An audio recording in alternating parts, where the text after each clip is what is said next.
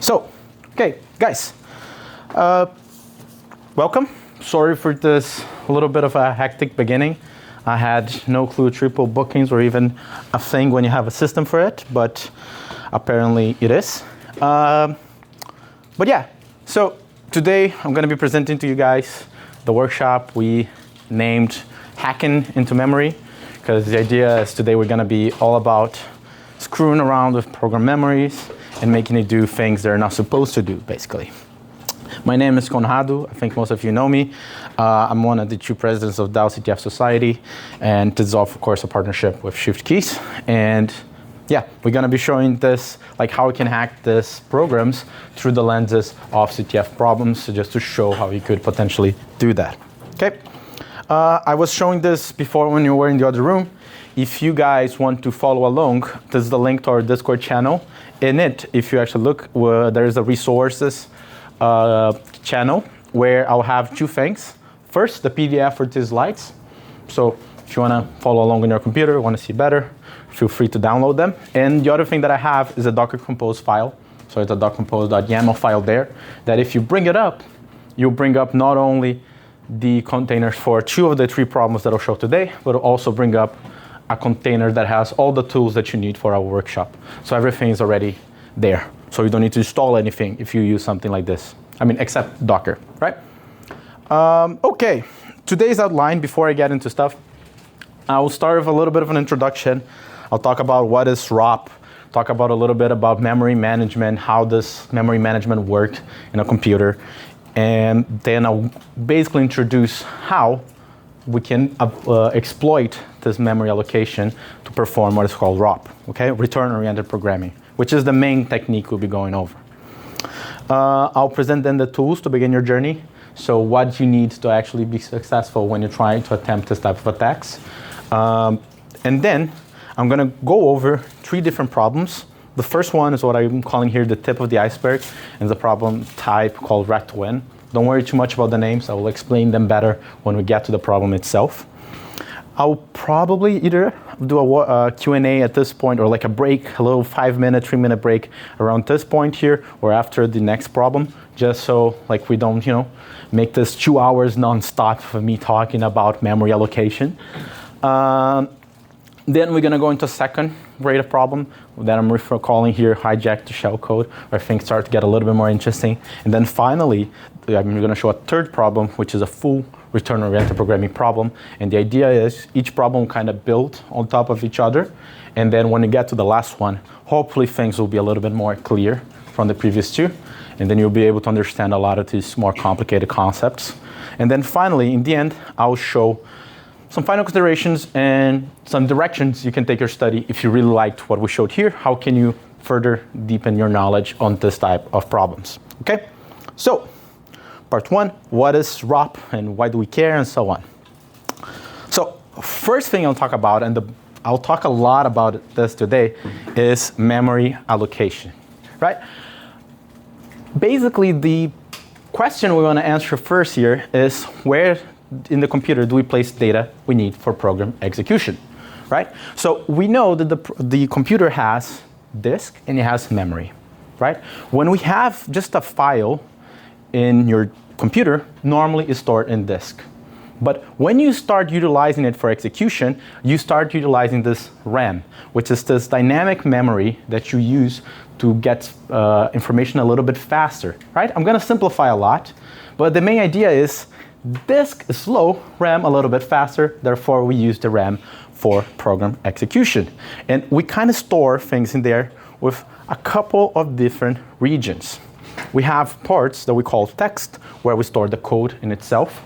So again, whenever you're loading, whenever you're executing a program, what you're doing is you're loading the instructions of the program into this part here, and then you're going over them one by one, executing them.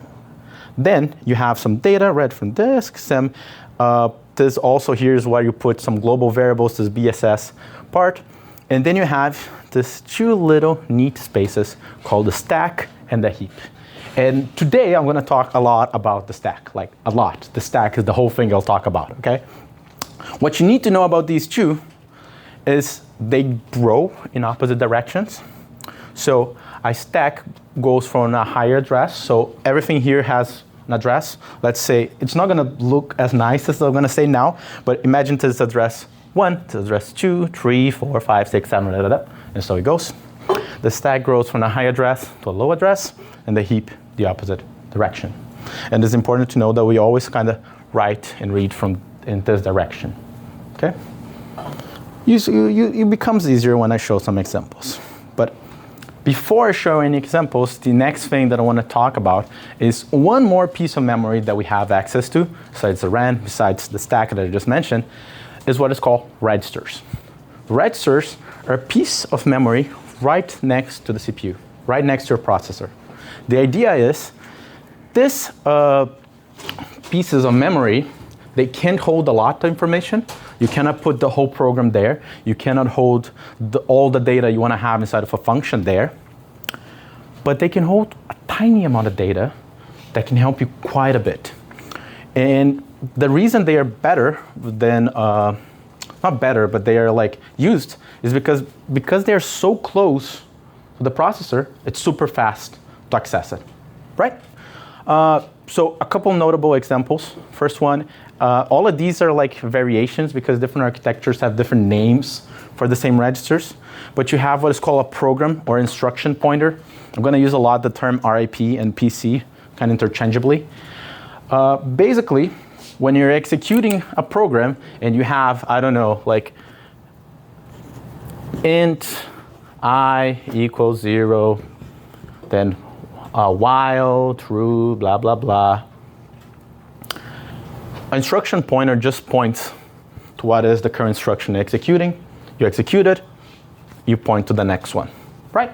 Very simple, keeps going forward. Of course, the instructions are not so nice as this. They are assembly, but I'm not going to write assembly. Now, the second one that is important is the stack pointer.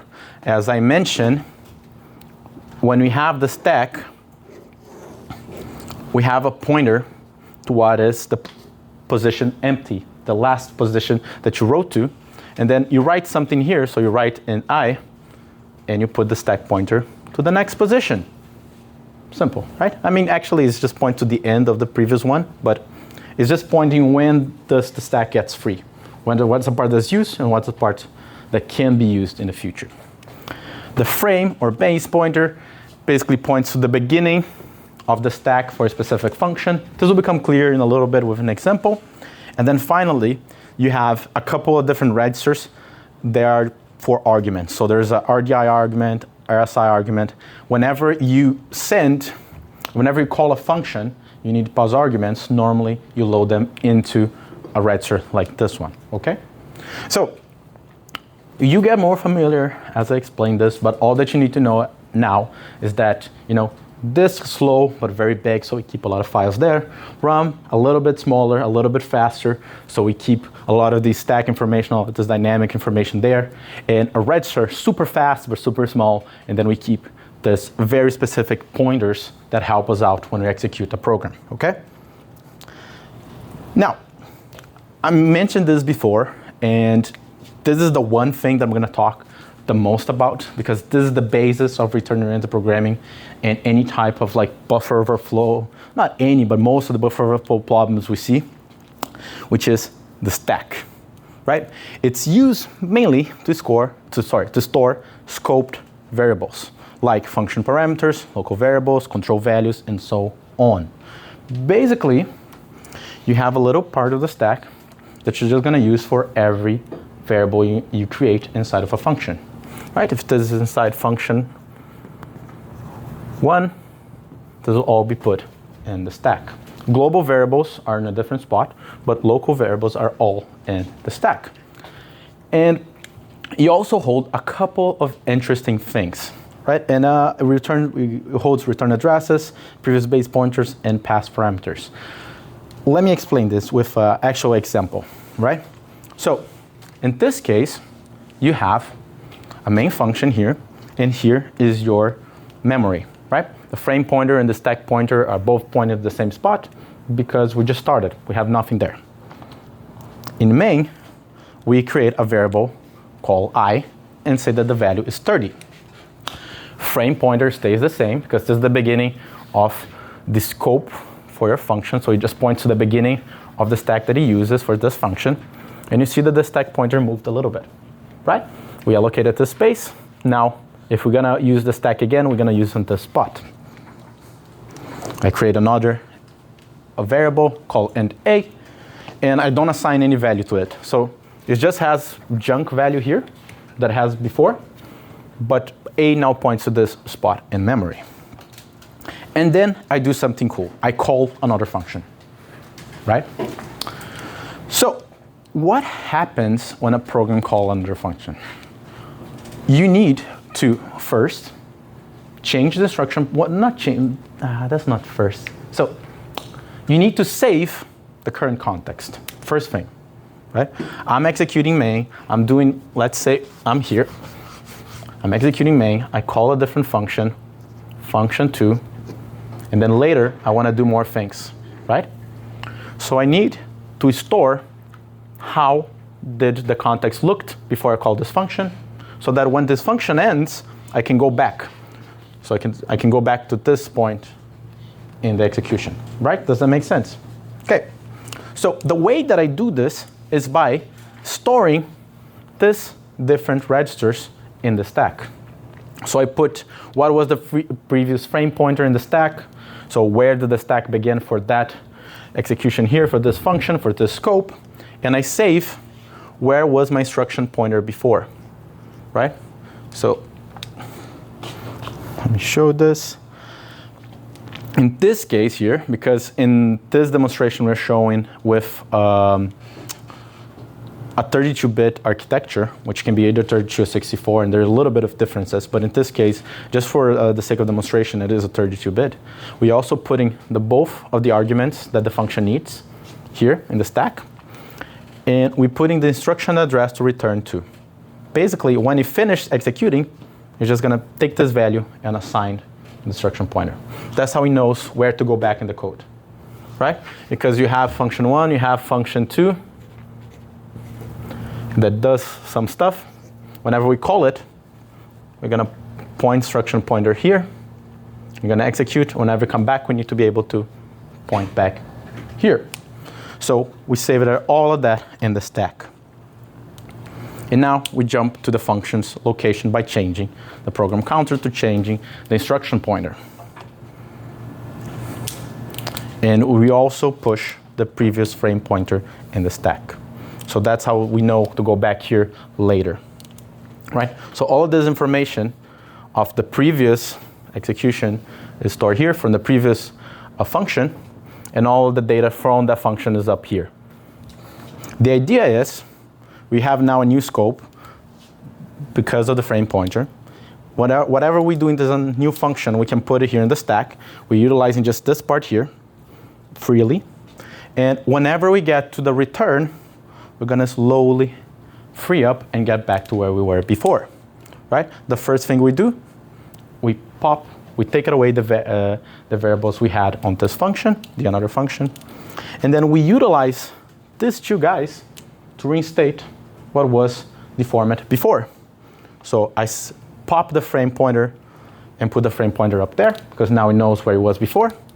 And I use this instruction address to return to set it back here, okay?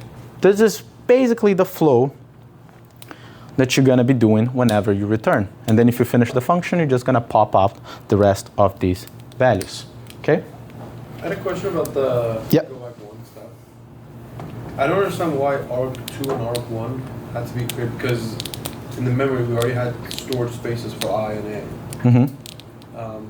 And I understand why we need to keep FP right beneath the instruction address, and why we need the instruction address because we need to return it somewhere. Yep.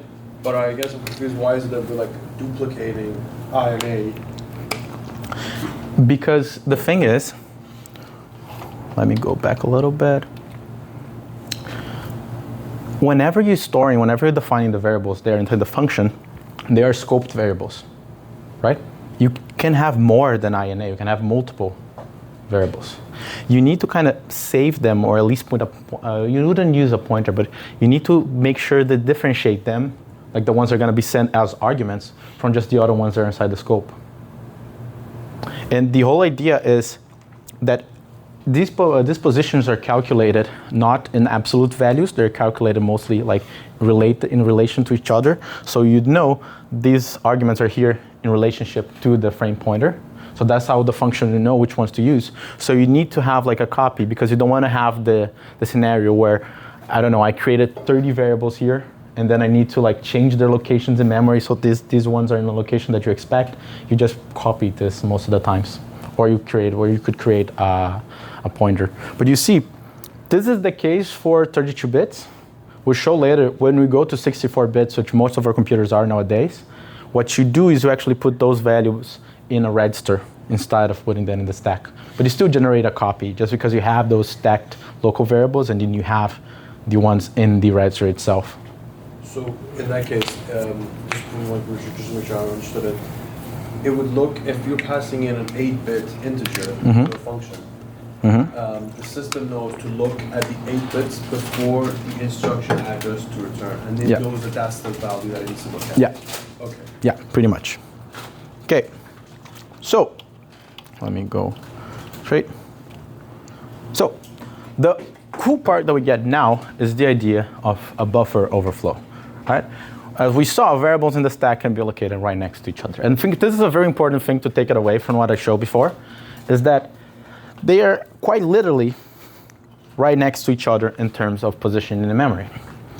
And what happens a lot of the times is, if I give the user access to write on this piece of memory, but I don't limit how much they can write, they might be able to overflow and start overwriting different variables in it. All right? That's the whole idea of what a buffer overflow is. What would happen if I allow a user to write more than the buffer allocated to him? Mainly what you get is you would be able to overwrite other parts of memory, and you might be able to gain control over important variables that could be quite problematic. So now let me actually pull up my terminal.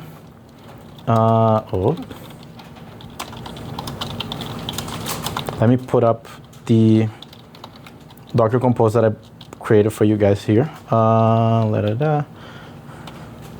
Okay, so I created one of these Docker containers. I have the commands on the Discord.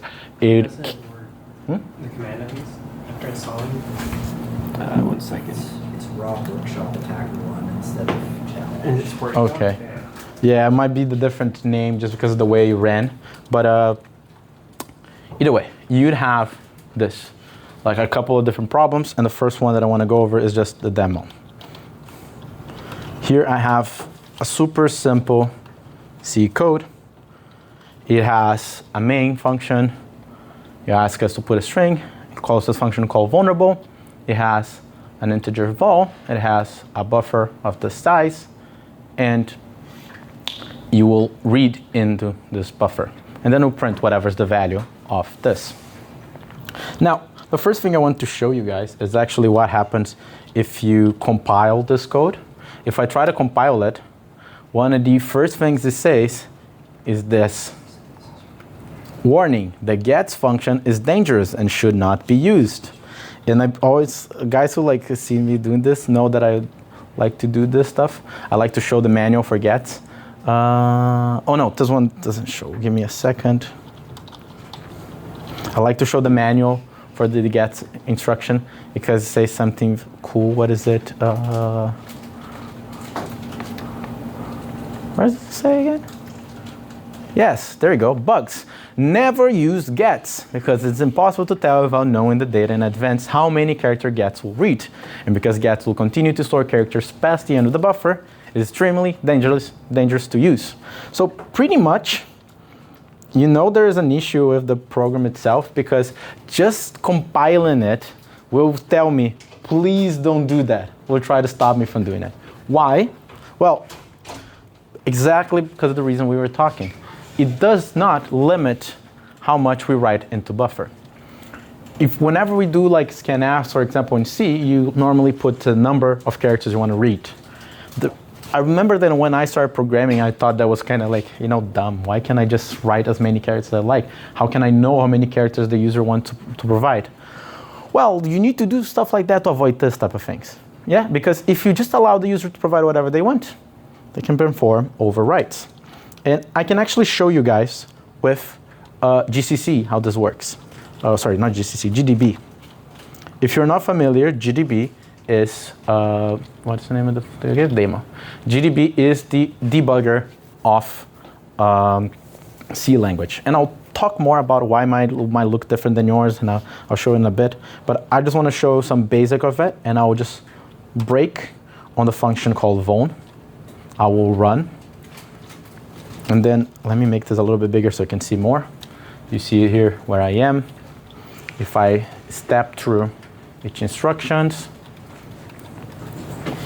and I actually, let's say, I write a couple of A's, not a lot of info, I can actually see how the memory looks like. So I can, let me make this bigger now again, I can print the value, the address of buff. The buffer is right here, and I can actually do what is called, this is inspect, not inspect, is, I forgot the name, but this is a function to print how the stack looks like. So if I do X and I ask for 20 characters in the position of buffer, I'll see how does the memory look like. And you can see right here I have, I have the 8 that I wrote for the other variable. And if I actually change this to be hexadecimals, you see a bunch of these 41s, which if you've seen before any like pawn problems, you know that 41 is just the bytecode for the letter A, capital A, right? So basically what we're seeing, and I can even change this to a string so you can see it better. We have right here when start the buffer, A repeated 11 times, and then some point over here that's not being read is actually the number 8. Where's the number 8? I think I need to print more characters, sorry.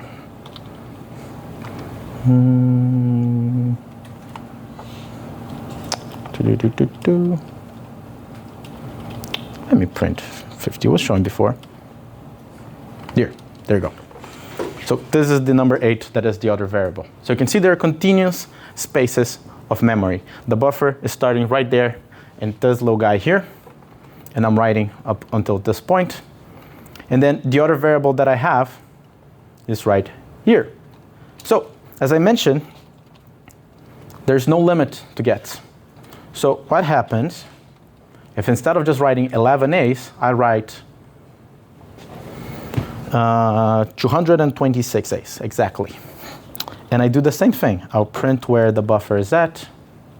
I will examine, oh, that's the word. I will examine how the stack looks like in that position.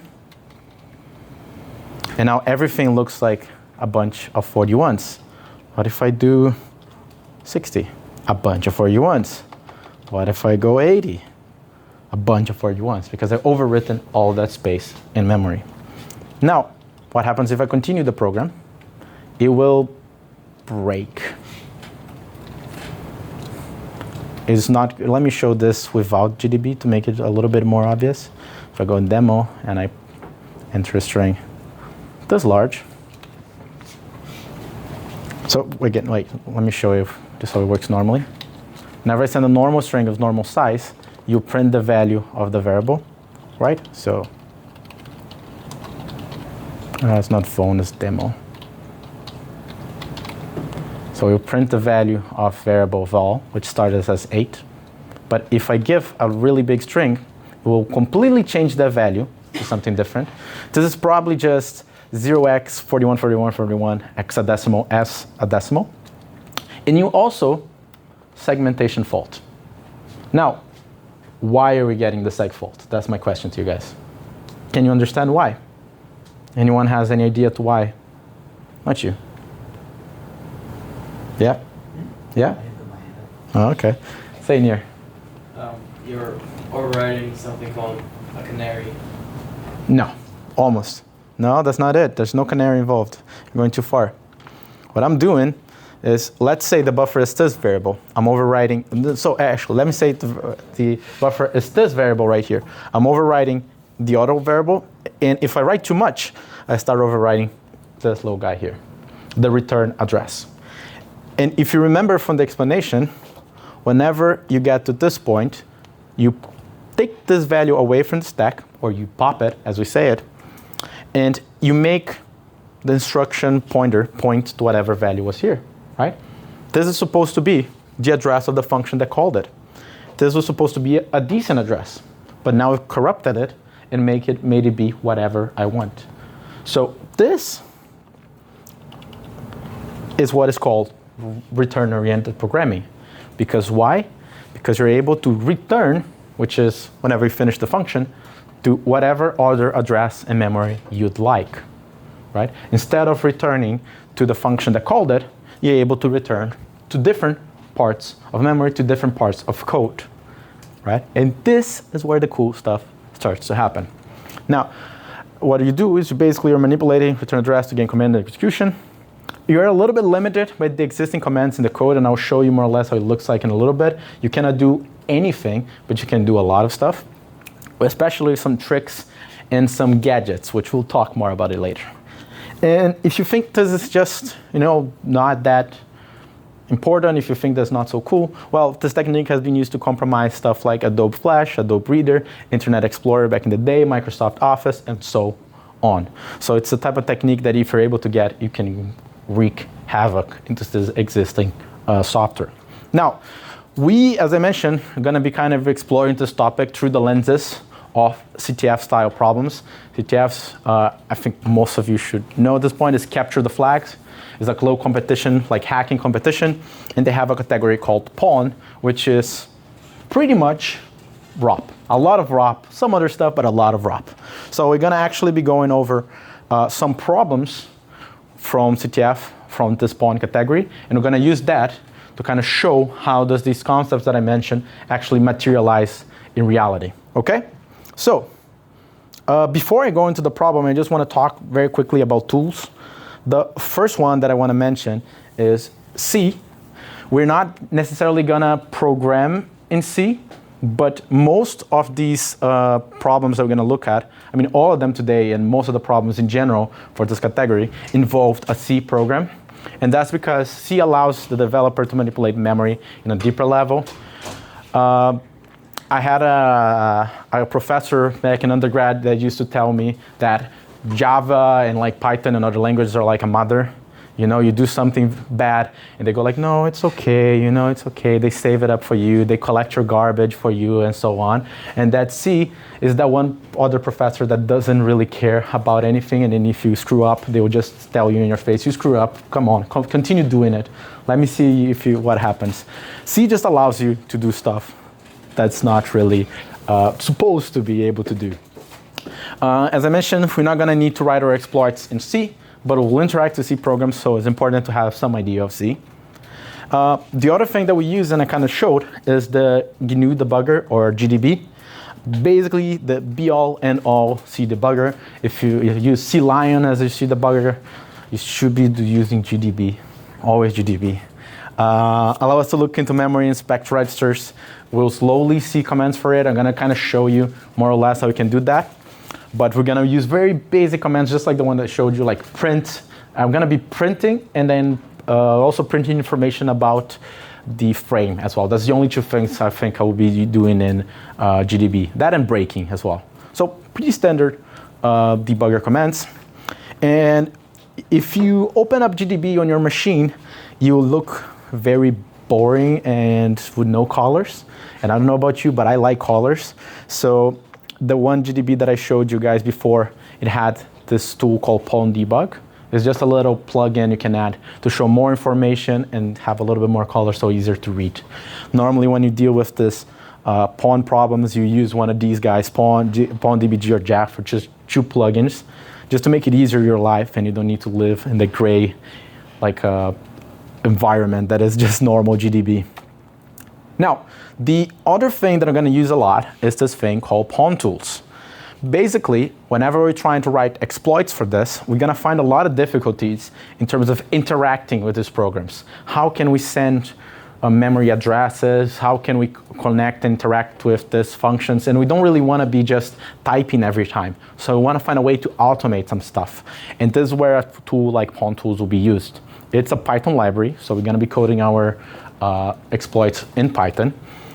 And it basically automates program interaction, gathering data, and writing low-level exploits. So it's very handy too. And again, I'll show you as we're going around and as we familiarize ourselves with these easier problems. Hopefully you get an idea of how to use Pawn tools. Finally, I'm going to mention, and I'm going to present these as we go, but I'm going to mention three other tools, three other utility tools. One called CheckSec, which will check security mechanisms in the compile code in the program. One called Cyclic, which will just create cyclic patterns of strings. It's just a string that has a cyclic pattern. It may sound useless, but it will be very important just in a little bit. And then we have this thing called ROPper, which will look for ROP gadgets. Again, don't worry about ROP gadgets now. They'll make more sense much later, okay? Now, let's get to the fun stuff. Let's talk about the first problem. It is a red to win type of problem, and you quickly find out why. So this problem is the buffer overflow 1 from PicoCTF. This is one actually I can open up because it is an existing and very correct link. So this is it. It's called buffer overflow 1, as I mentioned. Control the return address. Additional details will be available after launching the instance. And I'll launch it, and then we'll take a little look to see what does this problem look like. So you see there is a program, and there is a source code, and there is a port to connect to. So let me go back to my little terminal here. If I go back and go into buffer overflow 1, I already have both the source code as well as the executable for this challenge. And now let's see what we can do. First thing, I will just connect to the external server. So they have this external server here. If I execute it, it runs a command that simply asks me, please enter your string. I'll try like a big string like before. And say time to return, fingers crossed, and jumping to a specific number. This is most likely an address. If I run the local Von version here, I get the exact same program. They both look the same, right? Why is that? Well, basically, let me make this smaller. This is the source code. Basically, what happens in the CTF problems is that you get a version of the program that is running on an external server. And because you need to get a file called flag, the way to showing that you broke the problem is by getting a flag. They don't give the flag to you. They keep it on their server. You test it out locally. If you're able to execute stuff locally, you just send the same exploit to the server, and they will get the flag for you, basically. Does this kind of make sense? Think about it like you're trying to exploit. We showed before the Adobe Reader type of scenario, right? As a program that got exploited before by ROP. Think about it. I want to exploit Ava's computer that is running Adobe Reader. I will first try locally here on my Adobe Reader that hopefully is the same version as his. If I'm able to crack stuff here on my computer, I will send it to him so I can get the stuff that I really want, which is stealing his information, right? It's the same scenario here, but instead of stealing information, we're just stealing something called a flag. Now, if we look at this problem, what we can see is they have a main function, very similar to the demo that we showed. Let me make this bigger. It has some settings here. We don't really need to care about this. And we'll print, please enter your string, and call a function called vuln. You can probably guess that vuln stands for vulnerable. So that's probably where we should be looking at. And what we see is that there is a char. There is a buffer of characters here. And what we run the dreaded gets function. That means that this buffer is overflowable. How can I test that? Well, I can. I can just run this, do the same thing I did before, send a bunch of A's. And what happens? I get a segmentation full. And say now that it's jumping to 41, 41, 41, 41, which is the A's that we had before. Now, you see here that it's just going to be jumping to an address, and it prints here the get return address. So it's just trying to find return address for it. Now, the next thing that we see is a when function. This function, if I look for it, if I search for it, doesn't get called anywhere else in the code. So it's just defined here, and it's never called. But this function reads in a file called flag and prints it out for us. So what we can kind of assume from this is, if I go back to the slides, it has a vulnerable endpoint function called gets and a win function. Maybe what happens if I use that overflow we just talked about, overflow the return address, and make it point to the win function, right? That could be a good idea, right? What if we overflow the buffer, rewrite the return address to be something else, make it point to the win function, and then return. That should put us there, right? That should give us the flag. Well, yes and no. Before we do that, that's a good plan, but we need to answer a couple of questions before we do that. First, how to overflow the buffer? It may sound stupid as a question. I just do the bunch of A's that I just did and I overflow the buffer. But how much overflow we need? We can't just be overflowing with whatever number of A's we like, because that won't give us really control. It'll just give us chaos, right? The second part is, how do we get the address of win? How do we know where to point the return address? And finally, which is the tricky question, which I think the other two maybe you have considered, the third one probably not, how do I write this address into the buffer? We'll talk about this issue. Yeah. But this is the moment where these different things that I mentioned, cyclic, GDB, and pawn tools come into play. So let's try to answer these questions. First one is, how much do we need to overflow the buffer? Right? So for this, I will use GDB first. So I can run GDB on vuln. I will break on the function vuln. I'll run. That's it, okay? So you can see, if actually it doesn't go very well, I need to get a little bit smaller to show everything that I have here on GDB.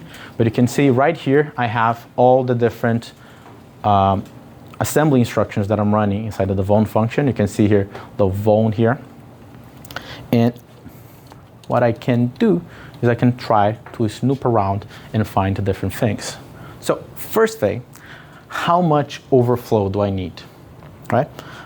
For this, I'm gonna utilize something called info frame.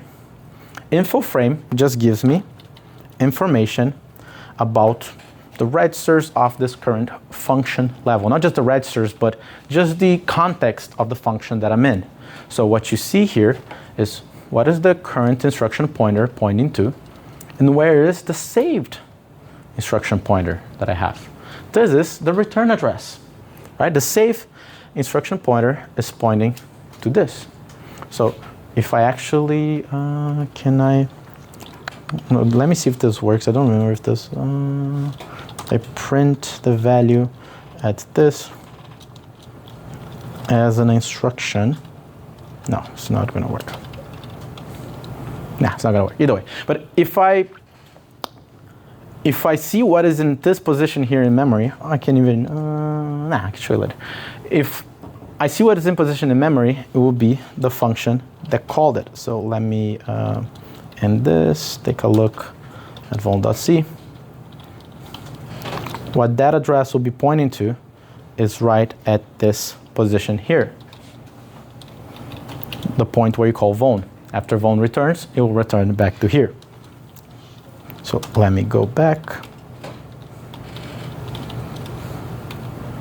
Break vuln, run, and we're back there. Okay. Now, the buffer, I can also print where's the position of the, I can try to print where's the position of the buffer. Let me try to get the name. The buffer is just called buffer, okay.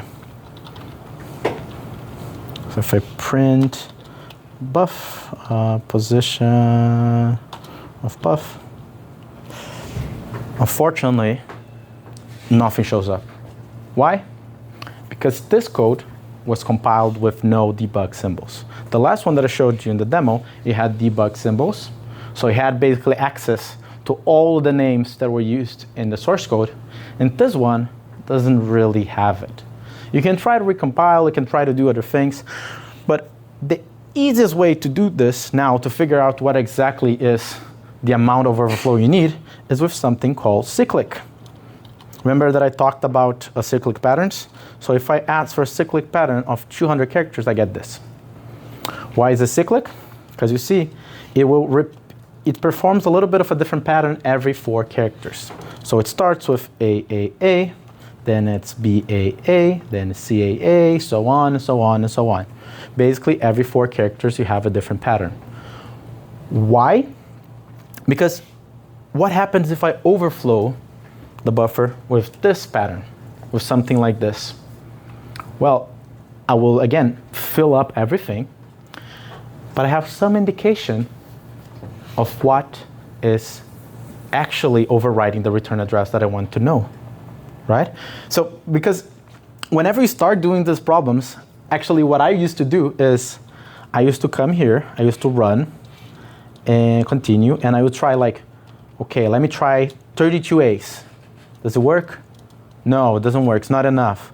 Let me try, let me try 39 A's and so on, and you get even bigger and bigger patterns until the point, oh, now it crashed. Now I know I've written enough.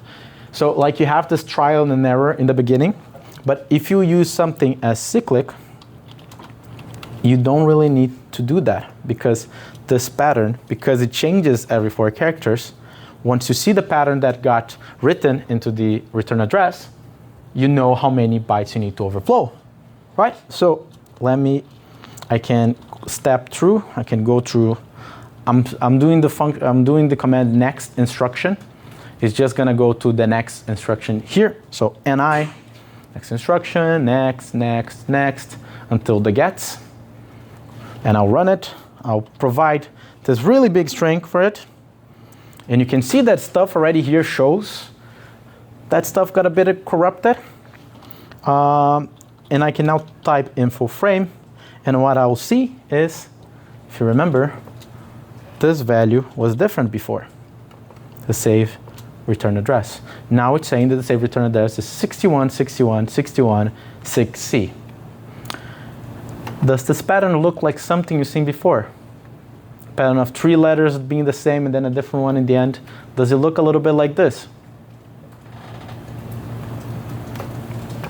What I can do with cyclic is now I would perform a lookup. I'll just, not a lookup for this, a lookup for this value. And then it'll tell me that there is 44, is in position 44. So basically, what this gives me is the fact that if I write 44 characters, I've overflowed exactly how much I need to overwrite the return address. We can test that. We can, let me create a different side thing here. Let me go into Python, and I'll write 44 A's, and then plus 45, just 4 B's, right? If I, let me make this capital. I can even check here, what is the ord of B? So B has a number 66, which in hex should be 42. Okay, sorry. So if it works, I should see, oh, I didn't copy the string. Oh my God.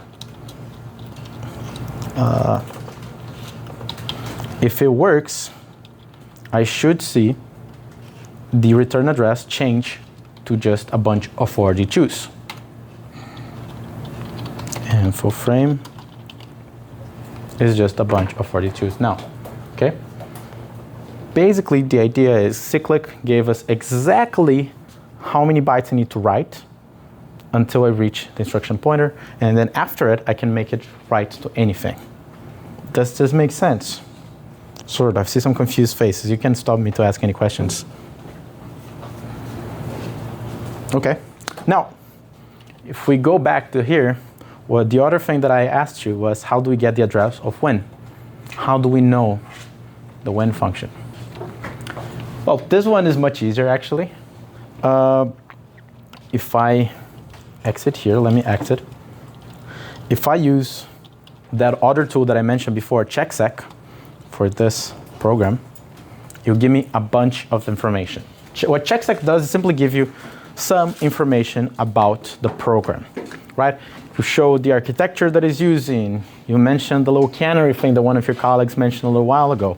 And you give you this thing called PI. PI is a protection mechanism called position independent executable. If you come and see a program with no PI, what this means is that every instruction that the program uses has a fixed position in memory that never changes. Which means that if I go into GDB, come here, again, I'll break in Vone, run. I can just type functions. It's not functions, is it a function? What was the command? I forgot that one. Info functions. There we go. This will give me quite a bit of information, but one of the things, if I look enough through here, it should show me the when function somewhere. There we go, right? And because they're always the same in memory, I can use exactly this address to overwrite with, right? Now, the other way you normally do this is you can simply print when, and the names of the functions stay. So that's a little bit easier, and you can find always the address. But we now have two pieces of the puzzle. We know that we need to overwrite 44 bytes, and then we know that we need to overwrite the instruction or the return address with this when function address right here, right? Sounds good. So can I just run Vone? Run Vone. Can I come here, get this 44 A's that I have here? Oh, sorry. Ignore the tmux stuff. But if I get all these 44 A's, and can I just add this there? Can I just do a 80 and do this? Will this work? One question, if you guys think it's gonna work. The fact that I'm asking is a big hint. It's not gonna work. Because it jumps to this. What the hell is this? This is not 804916F that I wanted. Why? Anyone not named Will can tell me why this is happening? Is it converting it to hex? Type stuff? Yes, exactly. So, you guys remember how I was talking about the 41, 42 bullshit? That whenever I put an A, it was a 41, and then a B would show up as a 42? That's because it's expecting everything here to be a character. So it receives as A, it converts to the hexadecimal number of it, 41, and then uses it as that. It's not reading this as 80 in the hexadecimal as we want it. It's reading this as the character 8, the character 0, the character 4, the character 9, the character 1, F, and 6. So a bunch of characters. And we don't really want a bunch of characters. We just want exactly this number, right? But this is problem number 1. Problem number 2 is, have you ever heard of little endian? Can anyone explain to me what's little endian? Do you guys know? Direction in which it reads bytes? Yes, pretty much. So if you remember, let me actually unvuln here again. Let me do something like this. No, this is not gonna work. Wait. GDB, Vone, cyclic 200, break Vone, run. Now step, and print this. If we actually look at this address, and again, if I actually do a cyclic lookup for this, just the same thing I did before, it's going to tell us that 6161616161 is actually LAAA, right? Every 2 of these numbers represent a letter.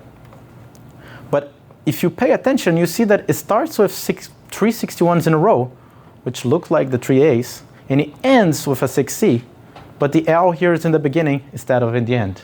It's just an error. No, this is actually, well, little endian notation, where basically the way the program is, like this data is stored in memory, is that for every 4 of these bytes, it just kind of holds it in the inverse order, right? So you start, when you get LLAA inside of the memory, it actually stores L here, A here, A here, and A here. So it writes in this direction whenever dealing with a 4-byte word. Okay? So a lot of complications. Basically, we know the addresses now, but we need to reverse the order. We need to convert them to characters. And the problem as well comes up that address that we tried there, I'm not going to be able to see it again. So let me go back to GDB. The address that we have there, this one, we don't even know if all these characters are writable. F6 is not a writable character. I can tell you this. If we go into the ASCII table and look it up, this is so small. Wait, open. Oh, wait. If I actually look it up, you see that the ASCII table ends in like 7F. There's no character to represent F6. So basically, the problem we're facing is we want to write something like this with the nice low address in the end, but these doesn't even translate to characters that we can send through here. We can't really communicate using just standard input for it. So how do we do it? This is the moment that we turn around and utilize pawn tools. Basically a tool to write the scripts for us. So I'm gonna open 2 files here just for my sake. This is the same thing, but I'm gonna write a script called solve.py. What I'll do here is I'll basically code our exploit in Python instead of coding it, not coding it, instead of just sending it, basically, right? For this, I'll basically use from pawn, import all. This is pawn tools. This is the main idea of the library. And what you can actually do is you do pio equal process.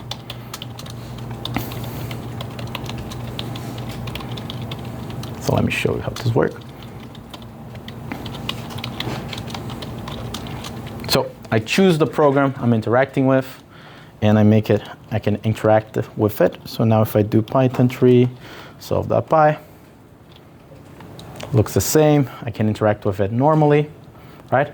It's just doing exactly what we would do normally when we do interactive. But now, instead of writing something myself, I can write the things in Python with the correct formatting and send them to the program that is running it, right? So what I can do now is I can write the same exploit that we wanted before.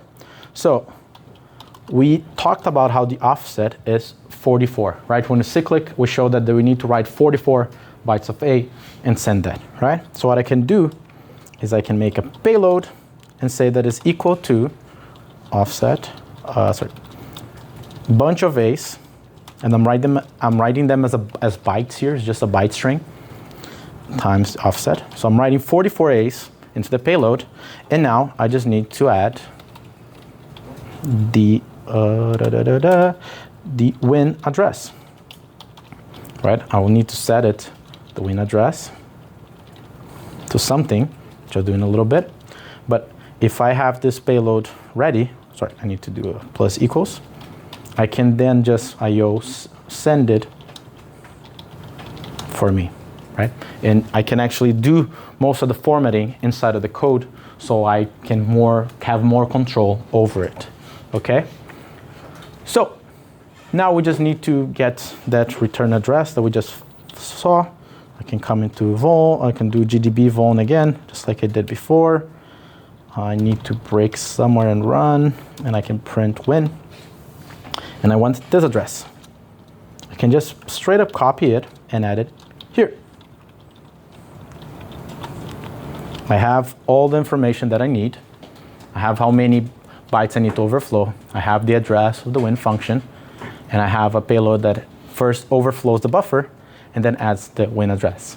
Now, we're still, if I just run this, I'll still run into the same problem as before. I'm still just sending this as characters. I mean, if I did, this wouldn't be taken as characters because it's not a string. It would take this as a number, but it still wouldn't account for the endianness that I just mentioned, right? The order that it does. And that's the main reason why we use stuff like pawn tools, is because I can just come here and add a function called p32, which is just format this number to be in the correct endianness for a 32-byte architecture, which is the case of this program, and will do everything for us. It will swap the endianness, no need to worry about it. You make everything be writable, and everything will be fine, pretty much. Do you not need to specify the endianness at all? No, you don't need to specify. Assume endianness as little endianness, little endian. Oh, okay. You could, I'm pretty sure there is a little option here that you could endianness and set to, like, I think big endianness if you want, but by default it is small endianness, which makes it a lot easier because a lot of this stuff is little endian. Now, if I try to run this now, I get a different thing. It tells me, please enter your string, same thing as before, time to return, fingers crossed, and what address are we jumping to? We're jumping to 8049-1F6, which is exactly the address that we would like. Of course, we'll still get an error here because it's trying to get the flag. But remember, right now it's trying to get that secret information from Ava's computer that I don't have on my computer. Now I just need to tell this, instead of running on my machine, run on Ava's machine. Okay? So I go back here to PicoCTF. Oh, the instance dropped. And I can wait for it to start. And this is their server. So I can come back to my code. Wait, where is it? Here. And then instead of saying IO process, I can just say the IO equals to, I think it's connect. I just tell him what server to connect to, what's the address, and what is the port. I can just comment this out. And then if I run it again, you get the flag. This is the flag. This is it telling us that it was able to get it. Okay? So before I start end this problem, I actually want to show one more thing. Let me see, the syntax is this. We can actually see this in more detail if I do this. GDB debug. This is how when you're creating this type of problem, when you're creating this type of solutions, type of exploits, this is how you do this type of thing, right? You would do a GDB debug like this. I need to create a tmux thing. And then whenever I run Python tree solve, it will duplicate the string. Here, it's running the exploit. Here is running the GDB. And I can actually step through the functions, go slowly, however I like. I can break and vuln, just like I was doing before, continue. And whenever it asks for the gets there, where's my thing? Yeah, there we go. Whenever it asks for the gets, what we'll send is, it is the data that we have here from the exploit. So whatever we wrote in the exploit will be sent here, and I can actually look in great detail how did I change the frame here to be the correct one, and I can step through every function. I'll see that in the end, whenever I call the return, I'm going to actually return into when, because I was able to override it. Okay? Now, this is the end for this first problem. Next, I'm going to go into more deep concepts. But as I mentioned in the beginning, I wanted to take like a 4 or 5 minute break to answer any questions. If you guys want to go to the bathroom, this is the moment. Just because I know this can be quite a lot, and I know it can be quite a lot to wrap your head around it. It becomes easier, more with practice than with anything else. But yeah, I wanted to take just a couple of minutes. So now it's 7:12, so until 7:16, and just to chill a little bit, relax, see if you understand what is happening, and then if you have any questions, ask now. Yeah. So can we point to anything in the system, or is it limited to the scope of the code? It's limited to the scope of the code most of the times. You can point to some crazy stuff, and then I'll show you how we can point to some crazy stuff. Because I'm giving you a little spoiler, not this part, but the next one. What we'll see is if you have any libraries in your code, such as libc, which is a super common library, you are actually able to call anything inside the library as well, given some assumptions.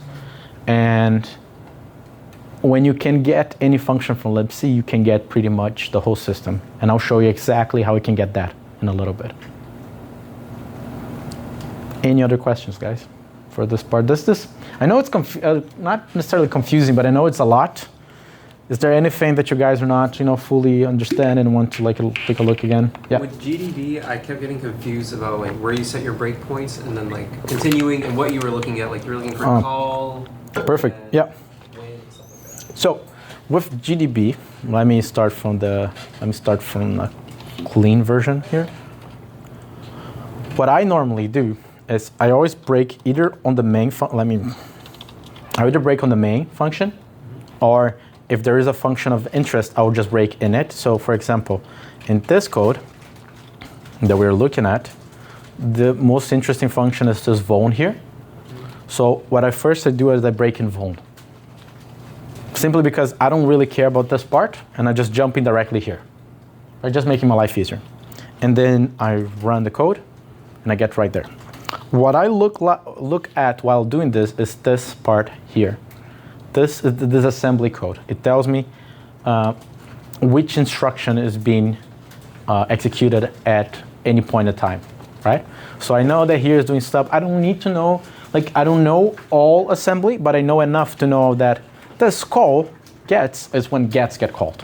Before, I'm changing some stuff in some registers, doing some push, whatever, and then here I know that I'm calling gets. So what I'm doing now is I'm doing NI, next instruction. If you press enter, just repeat the previous instruction, so we can slowly walk down the stack. Not the stack, sorry, the command execution part there. And then when you get to gets, whenever I step the next one, I know, see how it's hanging here? Because it's waiting for my input. This is where I give the bunch of A's, for example. Now, the backtrace will show some crazy stuff here just because I screwed up the backtrace with the overflow. The stack will show me that there is this huge amount of A's in it. But again, I'm mostly interested in looking here. And then I look a lot. You can look for the registers up here, but I like seeing the frame in itself, and that's the info frame here that I showed before. It just tells me about this function scope. So I can see what is the value of the saved return address. I can even see where it was located here as well, and so on. So these are the main things that I'm looking at with this. You can do, I showed it before, you can do this inspect the stack kind of thing here, but I don't use it as much as, I only use in very specific moments, pretty much. Any other things? Yep. When you run your Python script on the server, you commented out the first line. Why? So let me bring that up again.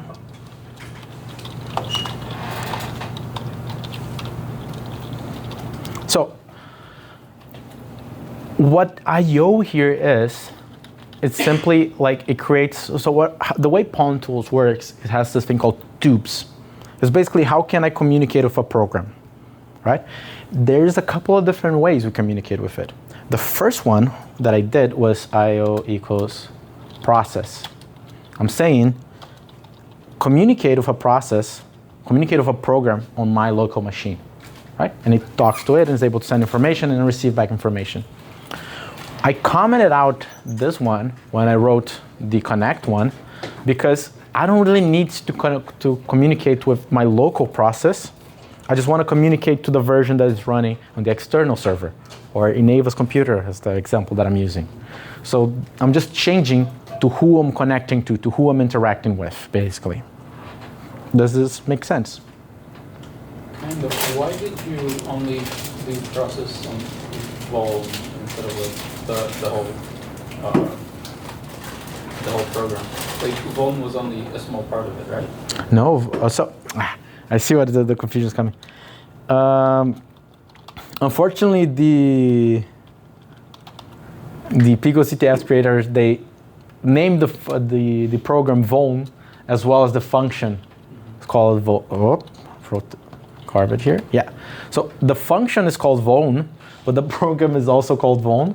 When I create this, I'm not really referring to the function. I'm referring to the process, so the program itself, the executable. Yeah? Okay. Yeah. Just, I think, Nir, you had a question? It was all. Okay. So wouldn't it be possible that the address that you have in the local binary is different from the one that's hosted on the server? You would. You would if this wasn't true.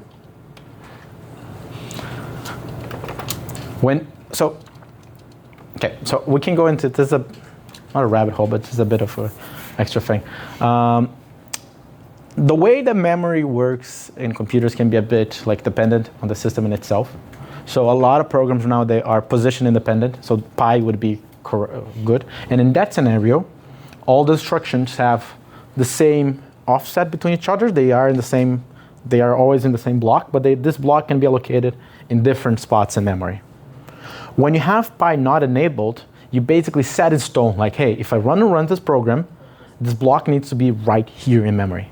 So then I know that whatever's running on my machine is going to be the same there, this in the external server, because the program has this like definition. I want to run right here and only here.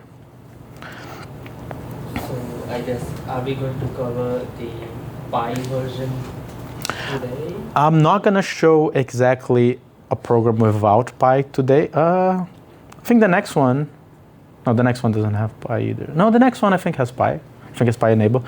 The next one, I don't remember fully if it has pi or doesn't have pi enabled because it doesn't matter. The next exploit I'll show works independent, if it is position independent or not, because it has a leak. But I'll talk more about it later. In the last one, I'll show how we can how we can use a leaked address to calculate positions of something that changes every time. And then in the end, like you see that whenever you have problems that have pi enabled and you need to still do ROP, you need to find what is called a leak, some type of address of any instruction or anything in memory that if you have one address, you can calculate all the other ones. Because as I mentioned, the program is a block that always has the same format. Where the block starts changes, but the block in itself doesn't change. Yeah? So there's no like huge difference in there. Okay. Guys, I'm continue then. I think we gave a little bit of time. Hopefully it was enough. Thought it was maximizing, wasn't. The next part that I'm gonna bring now is what's called hijack to shellcode.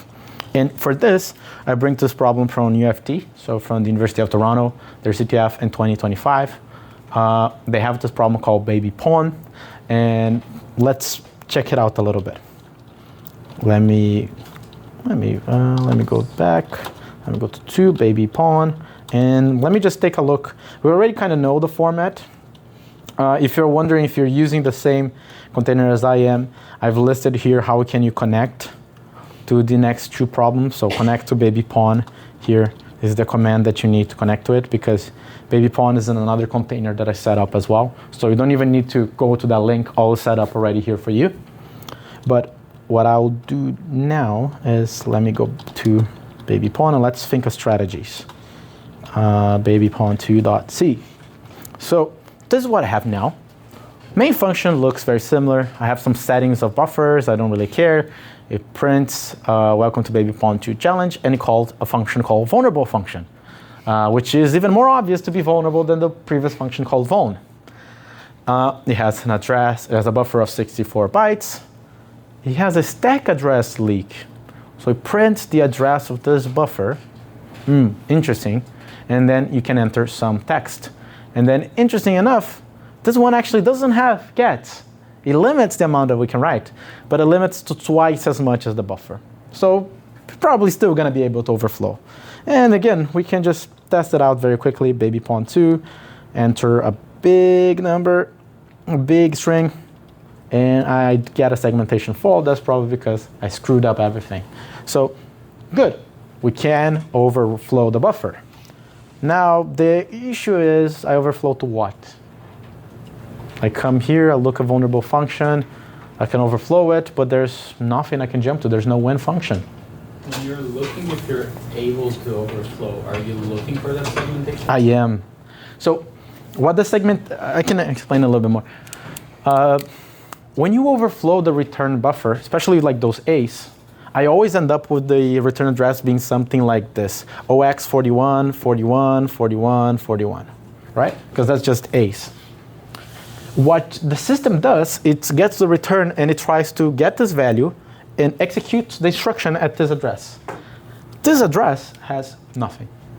Or maybe has some junk data, maybe has whatever it is that exists in that address, but it's definitely not instruction. So it gets there, try to execute it, and then the instruction just blows up. That's the segmentation fault we see. That's why whenever I put a bunch of things, I'm actually happy that I see a segmentation fault. I'm like, okay, good, broke the program. Breaking is the first part of trying to break in a correct way, pretty much. But okay, the vulnerable function is there. I can overwrite, but what the hell do I overwrite to? All right, this is the problem. Where is the when function? How can we when without one? Anyone has any clue? What did Win have that this doesn't have again? Win had, if I go back here to 1 and print vuln.c, Win had a function that would open the file flag.txt, read it, and print it for you. Right. So give the flag to you in a very cool manner. This one doesn't have it. But there is a couple of tricks we can try. The first one that I'll show specifically for this problem is the thing of, it's called executable stack. We'll go over a little bit more. So first thing I want to remember is the problem structure. So as I've mentioned to you, as we've seen in the previous problem, pawn problems have an external server running the program. Again, that's Ava's computer that I'm trying to extract information from. We can assume that the flag is an internal server. If we get access to the server itself, we should be done. So if there's no when function, what if instead of getting a when function, I just find a way from that program to get execution in your computer? If I get execution in your computer, I probably, broke some stuff. I can probably get a flag, right? We can safely assume that if I'm able to just access your system remotely when you're not supposed to do it, I would be able to get the flag in itself. Now, the cool part is that we have this thing called NX protection. This is a big thing because the exploit that I'm going to show you guys right now used to be very common back in the day, and it got kind of patched. And now it's less common, but it's still a valuable technique to learn. If I go and type checksec baby pawn, I will find, besides what we're looking before, it has no byte, this one. So again, this is not a position dependent one, but it won't matter too much in this case. But you have this. Stack is written executable in big red letters. What is the problem with this? So this used to be the norm back in the day, but what happens if I make the instruction pointer, instead of point to 444111, I point to a value that exists in the stack? If you remember from our first few slides, let me go back quite a bit. You have this little piece of memory here called instructions, which is where you're supposed to execute stuff, is where your program counter is always pointing at. But what happens if I point it right here? Well, I can start to execute instructions there are in the stack.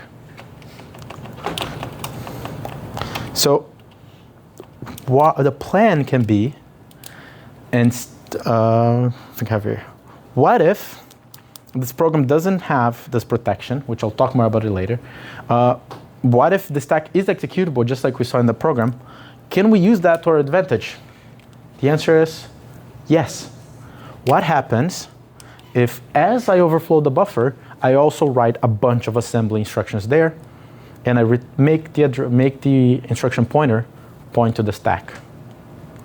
I'll be able to then execute whatever assembly I would like, which is pretty much whatever I want, right? So the plan for this exercise is that we'll write shellcode in the buffer that we have. We'll overflow the buffer just to make sure whatever we don't write with shellcode, we just fill up with extra stuff. So we rewrite the return address and make it point to the buffer where we wrote all the instructions. Then when we return, we'll be able to execute that shellcode we inserted. If this doesn't make sense, I can draw it up a little bit here. So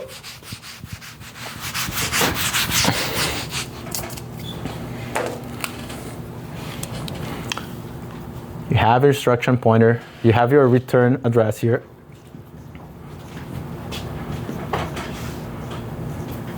This is your stack. You have a bunch of extra stuff in the middle, okay? Here's the buffer where you write. Right down here, I have the instructions, and this is where the code is saved at. So you have, for example, a get here, gets data, and then I want to do something in the data. I can print, I can return, blah, blah, blah. I can do all the different stuff. At this point, our program counter is right here. Make sense? We want to write to this buffer. What we can do is, again, you write this direction, right? So I can write a bunch of assembly instructions. So I can write assembly. Let me add one more letter so it doesn't look that bad. I can add assembly instruction 1, assembly instruction 2. I can add a bunch of instructions. And then what I do is, once I fill up everything up here, I will change the return address to be, for example, let's say this is address OX1, this is OX2, this is OX3. And the PC counter is right here in like OX900. Ignore the numbers because it's in the wrong direction. I'm just keeping it for the sake of time. The PC is pointing right here. And what happens if right here, I change the return address to be OX1? Whenever I try to return, I'll pop this value, assign PC to it, and then PC will be right here. And what we'll do is, because the stack is executable, I can actually execute assembly instruction 1, assembly instruction 2, and so on. Does this make somewhat of sense? Yes? No? This makes sense? A little bit.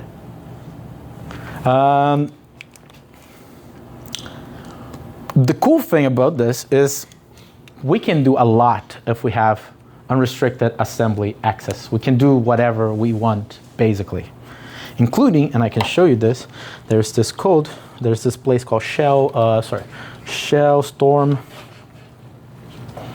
Shellcode Database for Studies. I can even show you, and we're gonna use this. I look for my format here. There's a Linux machine with, where is it? Intel 8664. And you have right here a bunch of little assembly code that can run, create a shell for you. It can change the host file. It can shut down the machine. I've seen a bunch of these shell code that basically do a fork bomb. So fill up your system and screw up with it. I can do bind TCP stuff. I can do a bunch of like network stuff. I can add user with password. So take a look, for example, this is all just assembly code that if you're able to put into the system and execute, you get exactly that. You can change, create a new user with whatever you want. And for us, the coolest one for us is actually the first one. This. Very small one. But what it does, it executes bin bash. If you don't know what bin bash is, it's simply the terminal. This is a bin bash. If I am able to send and make it execute a shell, I basically got access to your computer and I can do whatever I want. Right? So,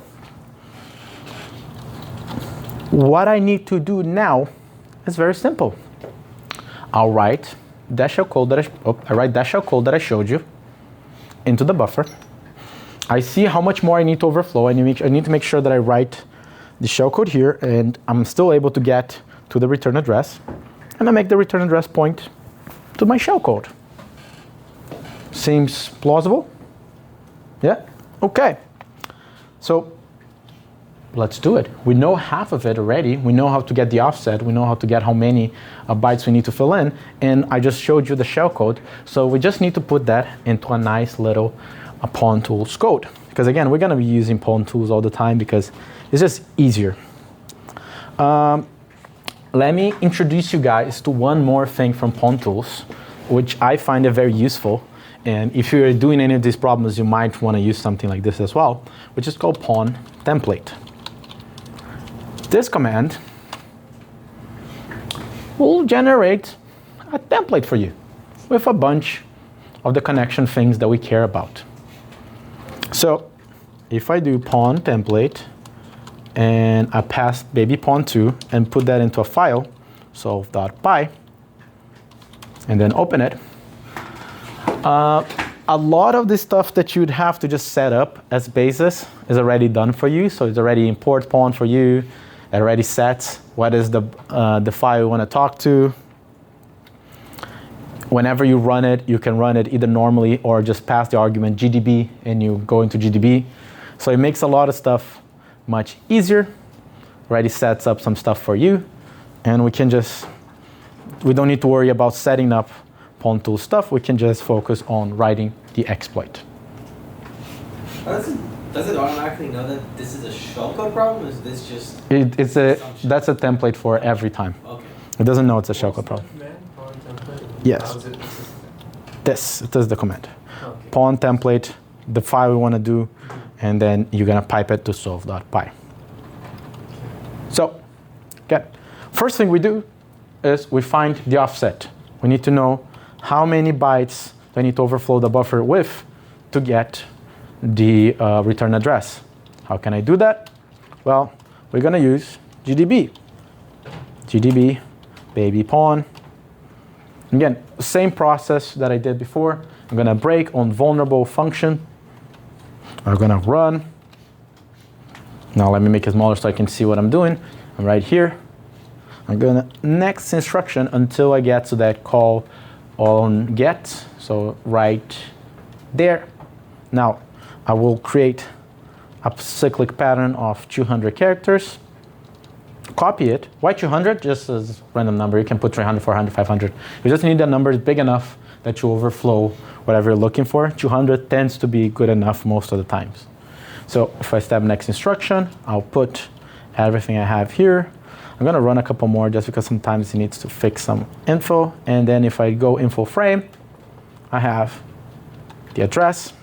Again, cyclic lookup, offset 72. Right? The theory is still the same that we had before. You just put this repeating pattern so that you can figure out exactly where you overflow. But with cyclic, you just speed it up a little bit, the process. Right? So you know that offset is 72. So let me write it down here, 72. Now, the other thing that I need is the assembly code. Let me actually grab it. I'm going to actually use exactly this code. I think a copy from here. You can see some of it. This is like how it would look like in C. You have a couple of different versions of here, so some specifications. But what I really care is this. This is just what the assembly code is. So we'll just copy it. And I'll say that shellcode is equal And what I'll do now is, boom, Pawn Tools is such a cool tool that it facilitates everything. So if I just do this, ASM, it knows that whatever I put in there is a shell code, assembly code, and it will translate that into numbers that I can send through the tube, right? So I can send it to the file, right? Because, or else again, we would have to convert.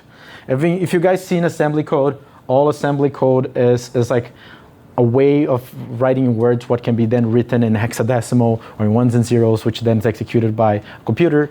So you won't really need to go through all of that for the code in itself. Pawn Tools does it for us. I'm gonna just, I think it's 3 of these, because I then can have multi, I think that's the syntax.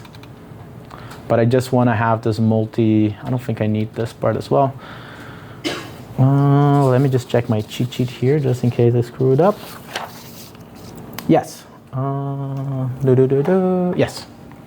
So this, the 3 lines here is just so I can write a string through multiple lines in the correct way. This is just the syntax of Python. But right now I have a shellcode with this format.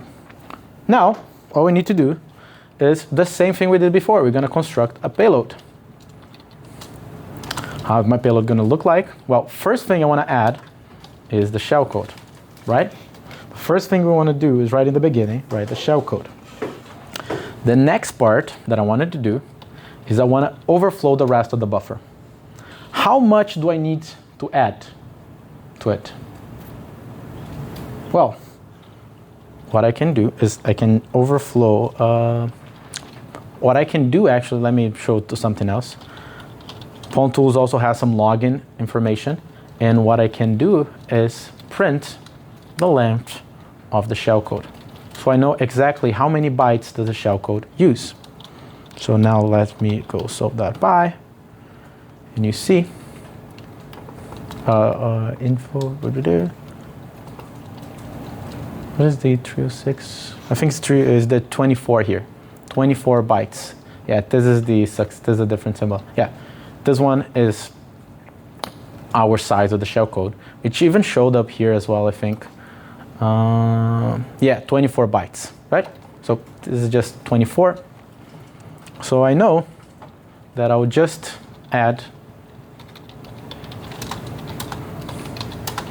offset minus 24 characters to fill in the rest of the buffer, right? Yeah.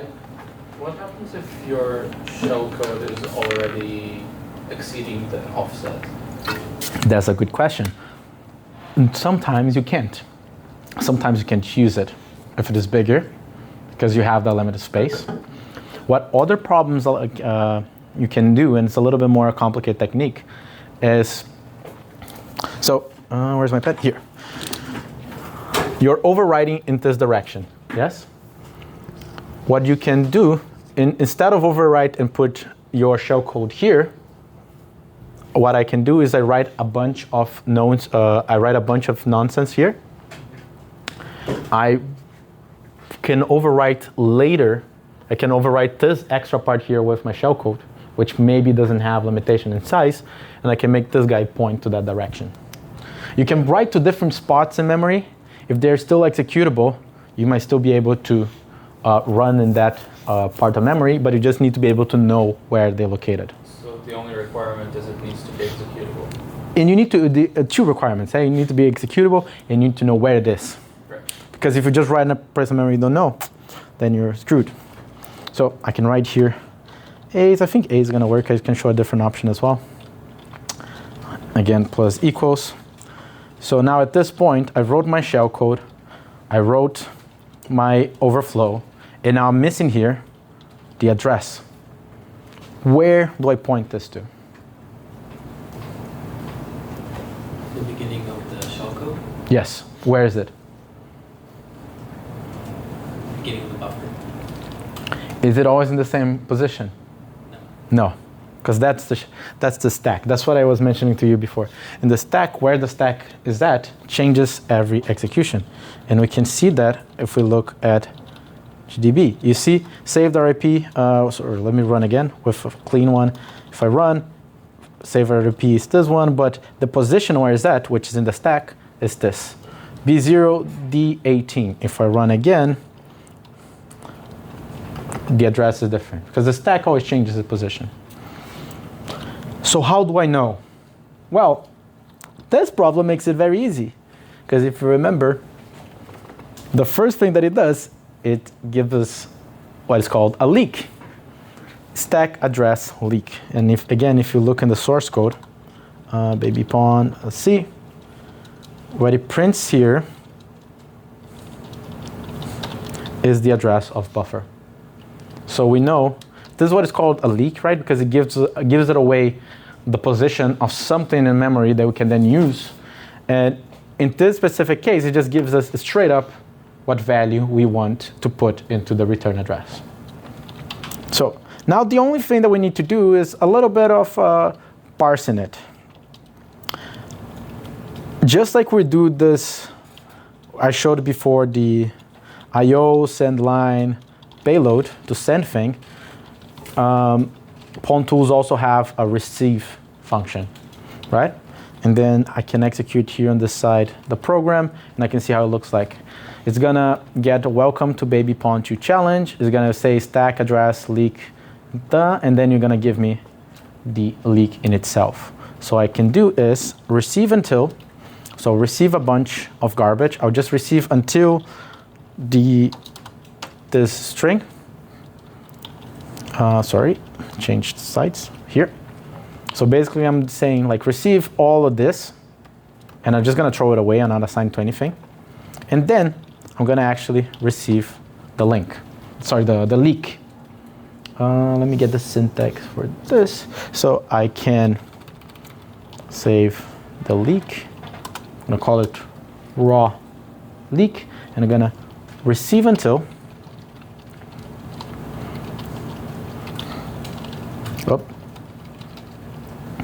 So I'm receiving until the end of line. So before I received right until here, now I'm just gonna receive this guy up until the end of line character. And I'm gonna actually add one more little thing, which is drop equals true. What is drop equals true? It's just gonna drop this character with it. So I'm just getting this string right here. If I actually print it, so let me do log.info, because again, it's like the logging functions from pawn tools. I can type raw leak.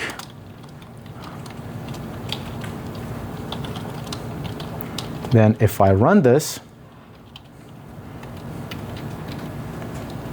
yeah, right here. You see, it got the string. Now, again, if we straight up use this right here, if I straight up set this to raw leak, it won't work because right now it's a string, it's a string of bytes. The easiest way, and the thing that I recommend every time, is that you always just convert it to an integer. Just an integer. You can represent, you can print it as a hexadecimal, but just use it as an integer is the simplest way to do it. And how you do it is simply you convert it as an int.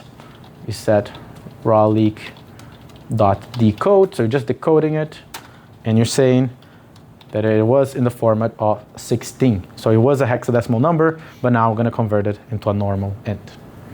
Right? If I print this, it's just going to look like a weird number, but it's just the same number, but in decimal.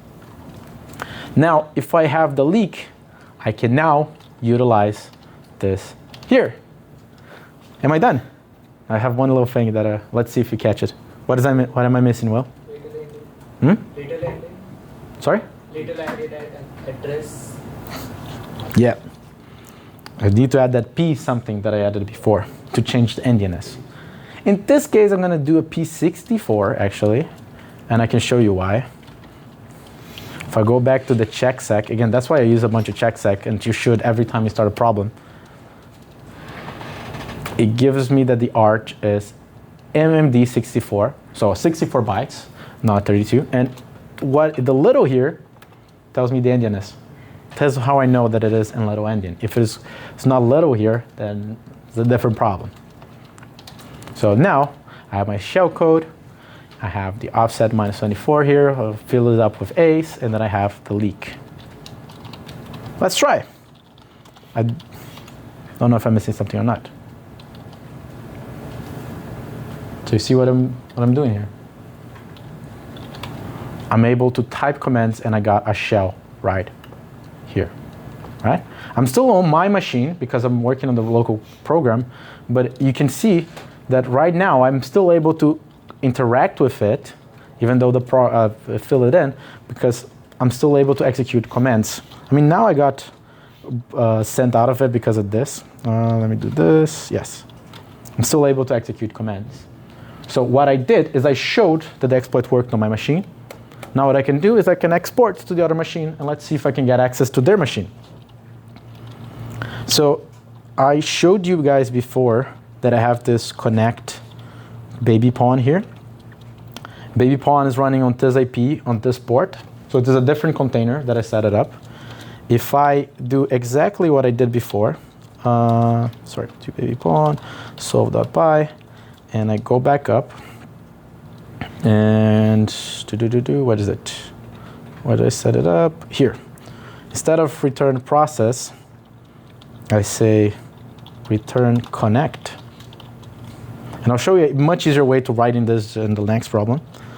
And I'll make it be to this IP with this port.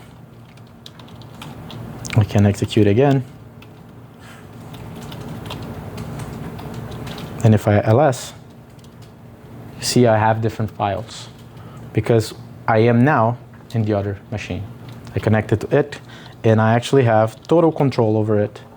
I have a different name even, and I can cat flag.txt and get the flag. Right? In the real CTF, this would be literally getting access to an external server that they control that's running the code. The last problem also didn't have an X, so we could have just done this for that. You could. You don't. I don't remember if you have a leak for that one. Oh, okay. So if you don't know the address, but you see, I've showed the next strategy that I'll show for the last problem, the proper ROP. You'll be able to do in all of these other ones as well. Can you go to the connection port again? Just missed that. In the code, I just changed it. It was process with the path of the current thing. This is just the default from the pawn template, and I just changed it to connect. Okay. Can you go to the bottom of your script?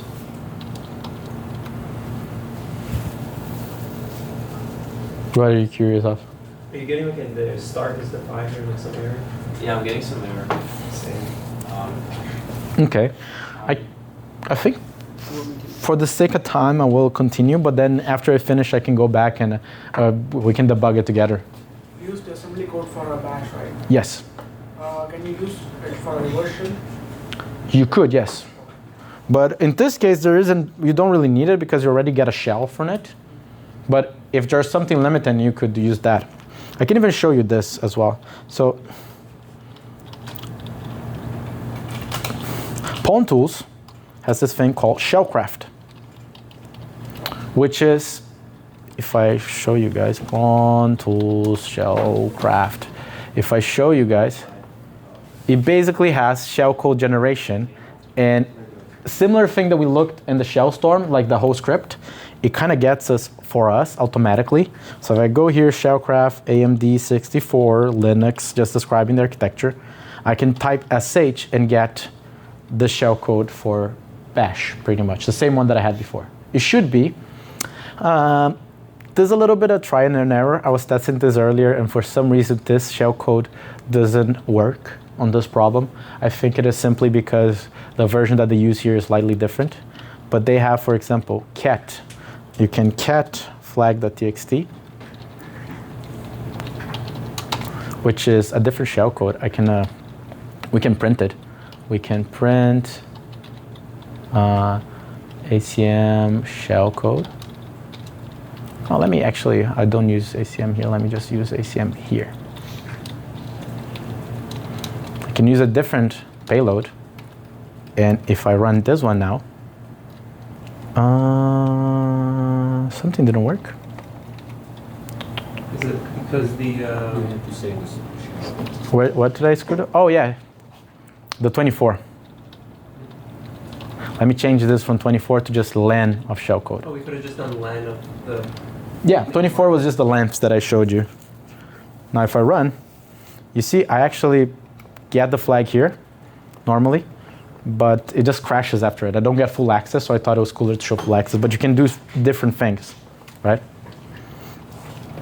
And there's a bunch of different functions you can run. You see here shellcraft MD64, red string copy, and then you do have the cool little fork bombs that will brick the computer that it has it. Yeah. So yeah. Now, the last problem that I want to show you guys today, and we might run a little bit over time, is I bring this name. This is Hip-de-Hop-de-Hop, because we've been talking about ROP, and I haven't showed you yet a full ROP problem. And the problem that I'm going to bring here is called the Armoury. If you guys heard me talking before this thing with like the one guy we're talking about football, you know that I'm an Arsenal fan. This whole challenge is inspired by Arsenal. But I wrote this challenge for our CTF in the summer. This problem, again, will have a vulnerable function. Let me show you.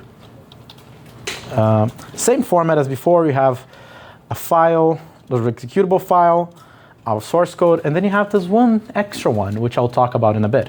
But if I run it, if I run the Armoury, again, has some leaks here that I will use in a bit. Ask for a username. Let me give my username. And then it's straight up just a game of Battleship. It's asking me to try a gas. I can try position 2 and 2 right in the middle, and say that I missed because the ship was right here. That's it, right?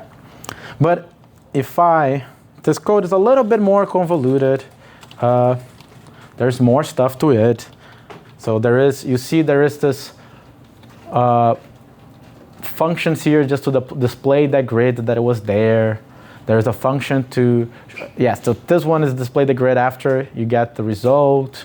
You got a function for displaying the grid before the result. All that bullshit. We don't really care. We care about this. Gets username. That means that this buffer right here is overflowable. So that means that I can overwrite this, overwrite the return address, and do all the fun stuff we were doing, right? Again, let's try the same thing we tried before. Let's enter a bunch of A's and hope for it to break. It doesn't break immediately, but that's because it hasn't returned yet. We call a different function. This one has a little bit of extra stuff. Let me just give the input it wants, and then later, it actually breaks. Why? Because I overflowed the return address of run game. So after I overflow it right here, you still do a bunch of display grid, get position, get this, get that, and you only really trigger the return address that I overflown with when you reach this command, right? So you still execute a little bit, but then we return and you get the cool stuff. Now, what is the difference between this problem and the previous one? Previously, I had the same thing, no win function. Let's just put some shell code into it and get a shell again. Well, there's one little problem. As people did that thing from that little exploit from before, as people did a lot of it, developers created this quick little thing called NX. There's this NX bit here, enable. NX stands for non-executable. It basically means that you can only execute stuff in the instruction part, and you cannot execute anything in the stack. So if you insert shellcode just like we did before, the moment you return to it, it will break. It will just explode. It will just tell you, no, I'm not going to execute that. I don't like you, and I'm not going to do it. So what can we do instead of it? This is the point that we start to think about, and we start to tinker with what really ROP is. The idea is we have these little things called gadgets, right? What is a gadget? Gadget are commands that already exist in the code, and the only thing that we really want to be a gadget is it is a command that ends in a return. So I'm going to pull up a tool and I'm going to show you some examples. There's this tool called Ropper, And if I give it the file Armoury, it will give me a bunch of text. What are these? These are gadgets. Right? They are instructions. You can see there are assembly instructions. So for example, this is a NOP, no instruction, pop RBP, and they all end in ret. You see all of them will end in ret.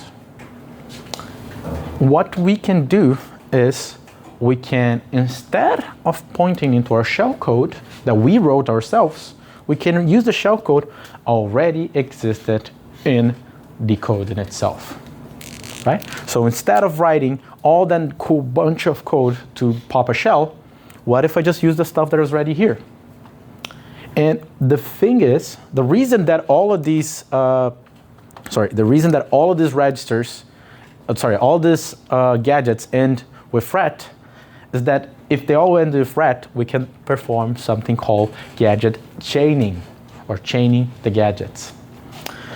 So if you forget, basically what the ret instruction does is that, if you remember, how did it work when we returned from a function, right? We had a return address, let's call it RA, and whenever we reach ret, you used to pop the return address, so take it away from the stack, put it into program counter, and make program counter point to that spot, right? So this is what ret does. It takes one value from the stack and points the instruction pointer to that value. If all my instructions end with ret, I would just get the next instruction after the ret, and the next one, and the next one, and the next one, and the next one. I'll build a chain. So let me go back to this. If I point my instruction pointer into that 4013A0, that NOP leave ret, if I point my instruction pointer there, it will point to the NOP, will execute NOP, will execute leave, and when it executes ret, we'll pop the next value of the stack and execute that. So if I overflow with the address of this, then the address of another gadget, then the address of another gadget, they'll execute one after another. Just quickly, how do you get the view of these gadgets? Dropper is a tool that will take a look over it. Again, all that it does is automate this, because you could look them. If I do object dump, disassembly, and Armoury, if I get all of there's all the assembly code in it. If I go around here looking for anything that ends with a ret, I can take the instructions right before it and say like, okay, this is a gadget that I can use, and I can just get these addresses and use them. So, yeah. One thing to know is the ROP will display the ATF syntax, whereas object dump display AT&T syntax. You can change, yeah, it's by default. You can change the syntax as well. I like this one better as well, but yeah. So what can we actually do with it? Well, now we need one more concept. We can control these things. We can use these instructions around to call for things. And most importantly, these gadgets normally help you change values of registers. Finally, the last piece of the puzzle is the idea of libc, which I mentioned to one of your colleagues just a little while ago. It's the library of standard functions widely utilized in C. Mainly all C code imports the standard library, import libc. And it has many interesting functions such as puts, to print something, read, to read something, and system, to execute whatever you want inside of the operational system of another person, including bin bash to get you a shell, right? One little problem, what I mentioned before, its locations are always the same. These functions are accessible through your program, right? Because they are somewhere in memory. But this memory changes every time you load. So every time you load a program, you link to libc, and you have that libc in memory that you can use. But the address always changes. It's not always the same. Even if the program has PI disabled, even the program is static, the libc is allocated by the operational system, so the program doesn't really control it. This location is not always the same, but with a leak, it can calculate every address in it, It's the same concept that I mentioned of the program. libc is a block of code. It is somewhere in memory. If I find one point of it in memory, I know where everywhere it is. Because the block is always the same, it just changes positions. And fortunately, if I look at the code in itself and I run it, I have this, a bunch of leaks. Those ones don't really matter, but this one matters a lot. libc function f gets address. This gets an address of one of the functions in libc. And again, as I mentioned, if I know one, I know all, because I can calculate all of them, because they're always the same block. They just change position. And you can see that it changes position by running like this a couple of times. You can see now here is 7F0 and here is 7F3. Right? So it's changing the positions. They have the same ending here. You can see the 30, B30, but they change a little bit at the beginning. Right? So what is the plan now?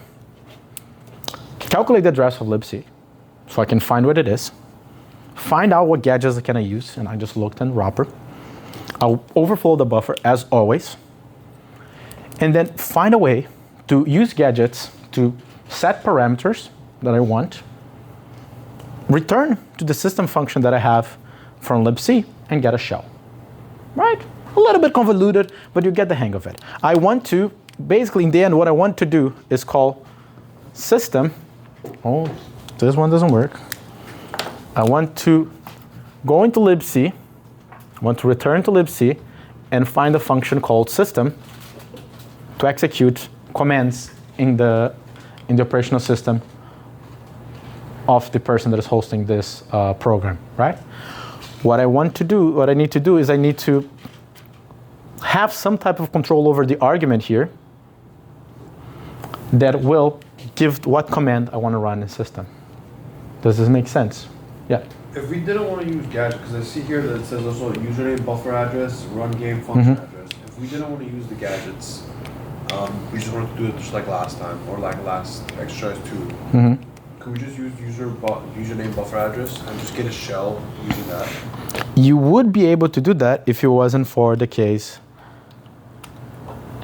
of this. This NX bit here makes it so that no instructions can be executed from the stack.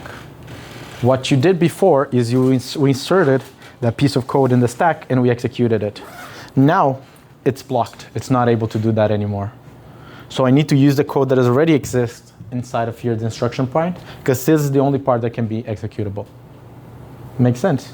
Yes, because last time we were able to push down, but now we can't push down. Exactly. Now we can't write whatever we want, yeah. So what we want to do is find the address of system and call it, but call it with the right argument. Which argument can we give? I mean, we could pass the command cat flag, but the easiest one, and I'll explain why later, is actually if we try to call bin sh to get a shell, right? You guys understand how if I'm able to call system with bin sh, I will crack the code and I'll be able to access the system. Make sense? Perfect. Now, let's see how I can actually do it. First step is how do I calculate the libc address? So, a couple of new things. Let me do exactly what I did before, and I'm going to create a pawn template to create a pawn tools code. I'll pass Armoury, but I'll add just one more thing before I do this actually. If you remember, connect Armoury, this extra code is running on this IP and this port. Remember that we had to change the connect before to send to the external host. What I'm going to do now is I'm just going to set it up that on the pawn template. So whenever I run pawn template, I can also set host to be this, port to be this.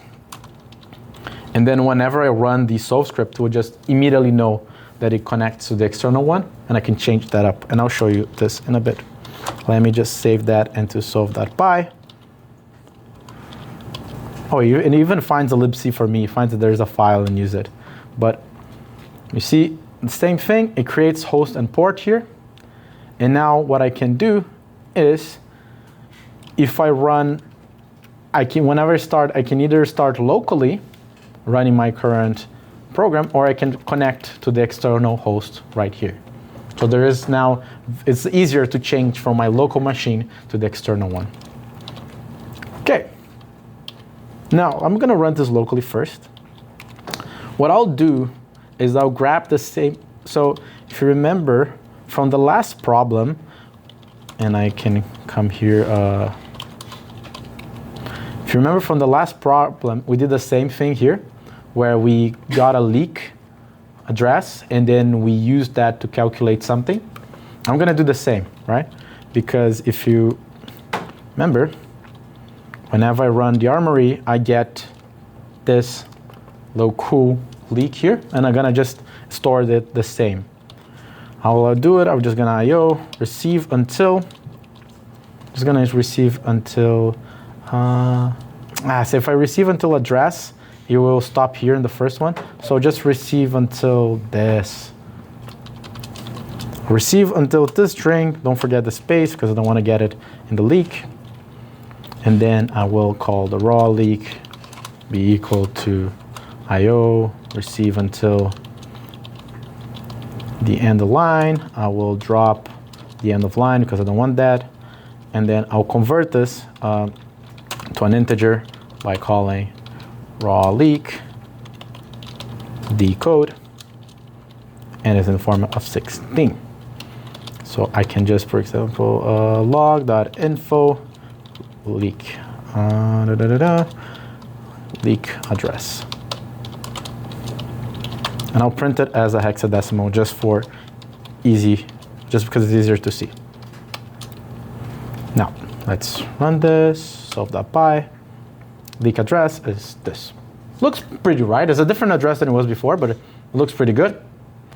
Sorry, let me make it run locally. This will run local. Oh, it's doing.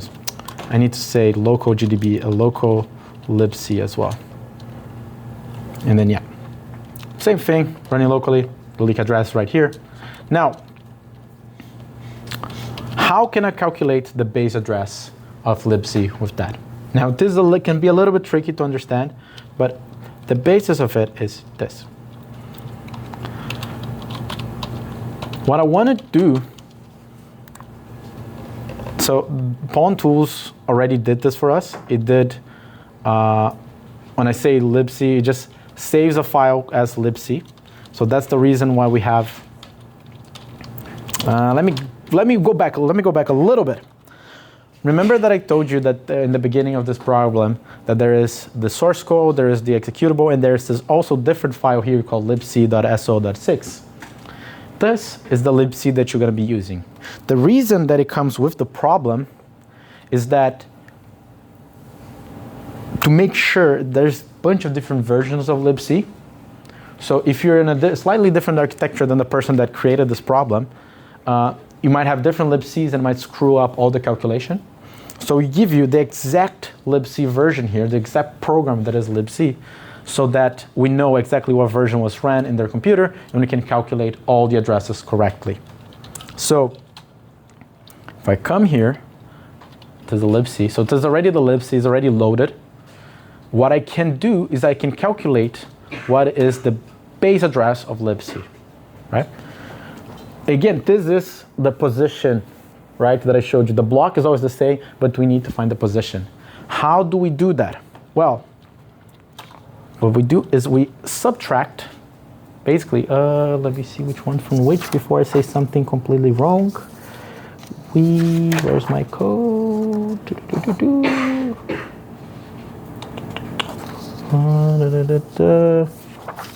I'm making sure I don't say something incorrect.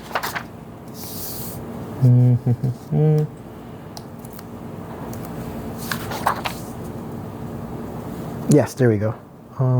We subtract our leak and its position of the same function inside libc.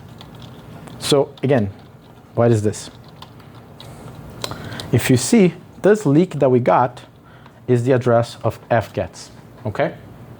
What I can do is if I get the address of fgets on our local libc, and if I find the difference between them, I will know where the libc base address is at. Let me draw this out. Which address? So,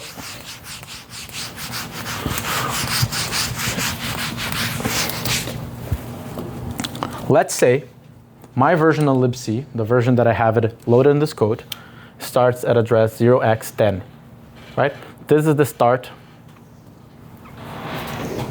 And at position 0x20, I have fgets. Okay, this is my local version. Now, let's say that the leak shows up and it tells me that fgets, it's at position, the leak shows up, it's at position 0x16. Or let's say 0x32 actually, let's say 0x32. This just tells me that this whole block got shifted 0x12 down, right? Because that's the difference between these two.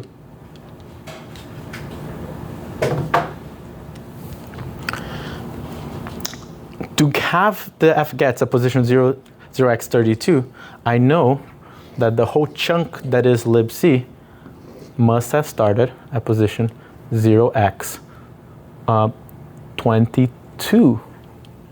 Yes, 0x22, right? Because that's the difference between one and the other. Because this difference, the 0x10 between them, between the beginning and fgets, always remains the same. Because these, inside of the chunk, they're always going to have the same structure. But if I know that fget starts here, I know that the beginning must be shifted down.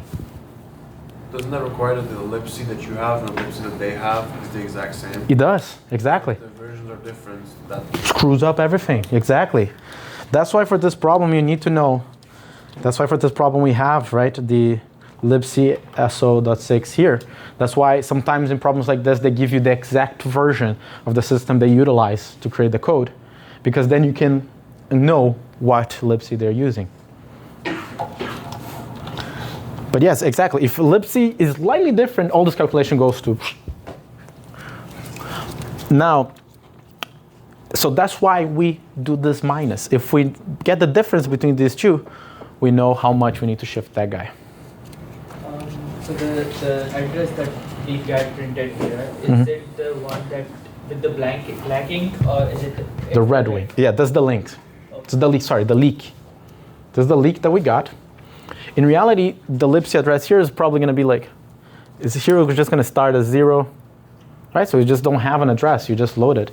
You're just going to set the base address to be 0x22 because you know that's where libc really started, right? Okay, so the part where we have written libc.sym fgets, that calculates us the address of where we have libc? The beginning of libc, yeah. The base of it. So you see the difference between these two guys, it's exactly how much you got shifted. So we know for sure that's where it started, the libc.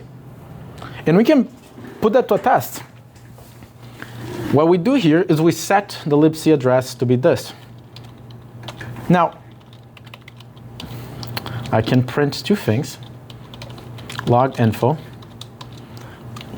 address of system before fixing libc. And what I'll print here is libc, the sim is a symbol. It's just gonna give me an address of a specific function, and I'm gonna call for system.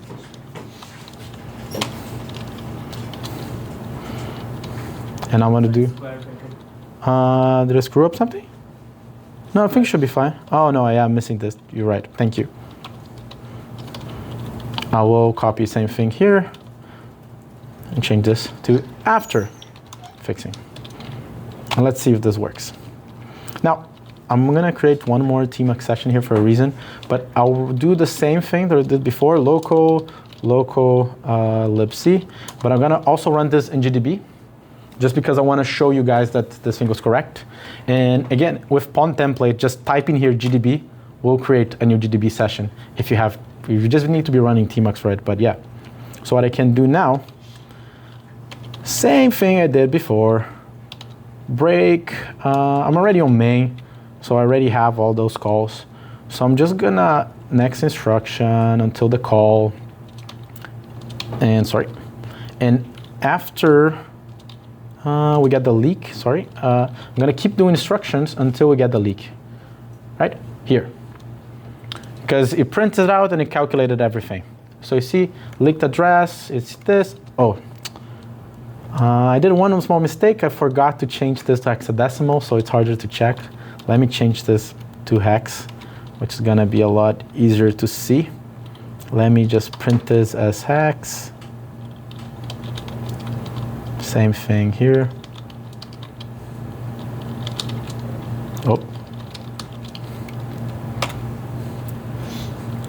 Again, gonna step until I get the leak. And here we go. Did I not? You forgot. But it's fine. I can. No, but I want to show you, so don't worry. Did I not save it? Oh, I forgot to put hex. Oh. I tell you guys, life is very hard when you're stupid. So let me step to a bunch of functions. There we go. See, you get the leak. It says that the difference between, system from the beginning of libc is this number, and then you get the new value for system. And the reason that I get this is, let me just write anything here. Okay, wait, it's here. Can give the input right up top. If I actually come here, I broke everything. Let me do it again. If I go into the leak again, you see the address will be different. Hopefully I don't break stuff this time. If I print the address of system, you see that it ends with 4B750. And if I go up and look again what was the calculated address, you can see that it is exactly 4B750. So exactly the same address. And if I run this multiple times, it will always work, because I know what it is, the address, and I'm able to calculate it. Now, let me stop this. I can stop this. So, I know where libc is. I need to calculate the offset, because I want to, again, find a way to get a bunch of A's. Sorry, my payload will then be payload equals offset times a bunch of A's, repeated, just to get to the return address. And now I know that in the end, I can actually I can add to payload the address of system, which is libc.sim system. Right? This is good. Now the problem is, right in between here, and calculating the offset is very easy, and we've done it multiple times, so we're just gonna do the same thing. But right around here, I need to do one more thing, which is, how do I make, I can run system, but system by itself just runs a command. It needs an argument. How the hell can I give it an argument? Well, this is, and we can double check even with checksec. This is a 64-bit architecture. That means that if I actually look for x64 calling conventions, where's that table? Let me show you x86 calling standards syscall.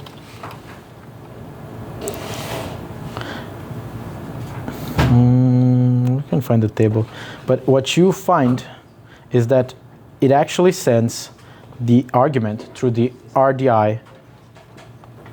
Let me see if I find it. System. I was gonna show a bunch of stuff. Are you trying to feed arguments? Yes. Where's the? I forgot the link to the table. I had a table for this. But basically, the way to send arguments is that we go back to the registers that I mentioned right in the beginning. The RDI register will be the first argument that you give to system. If you look to the system syscall, let me see, system syscall,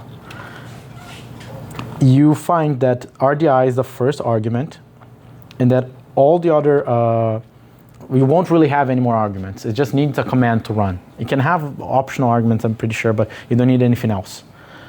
So if I'm able to control the value of RDI, I can then pass that into system and be able to execute it, right?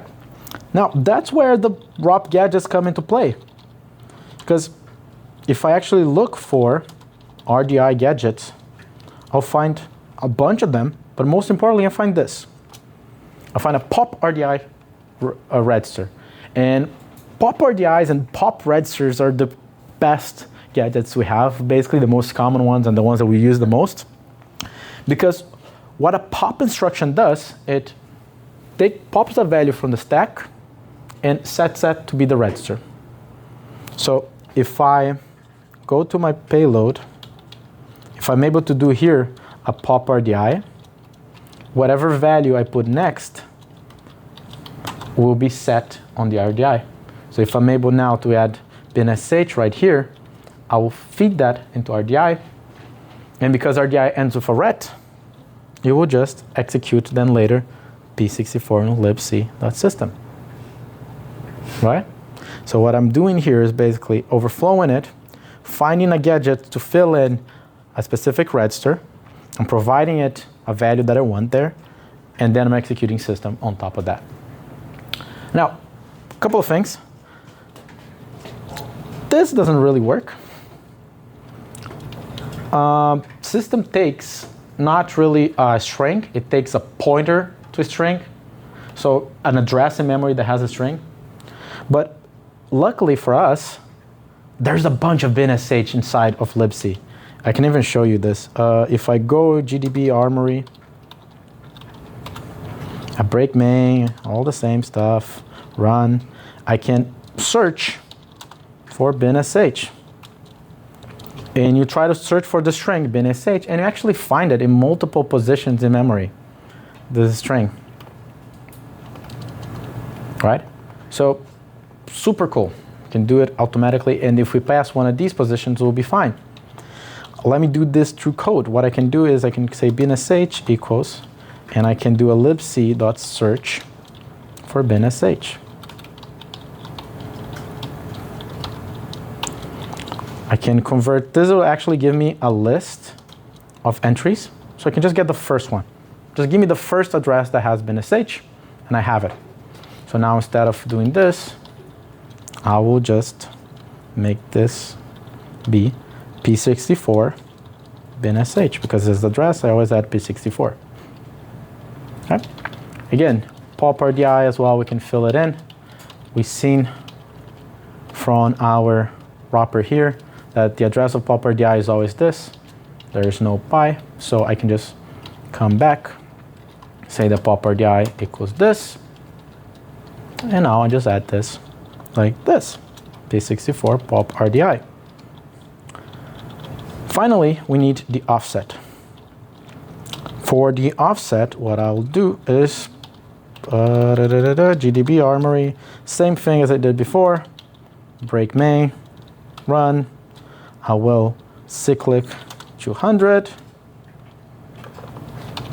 I will continue, enter my username as this, fill in all the other blanks, and if I get the frame, I overwritten the return address, I can cyclic, look up this. My offset is 72.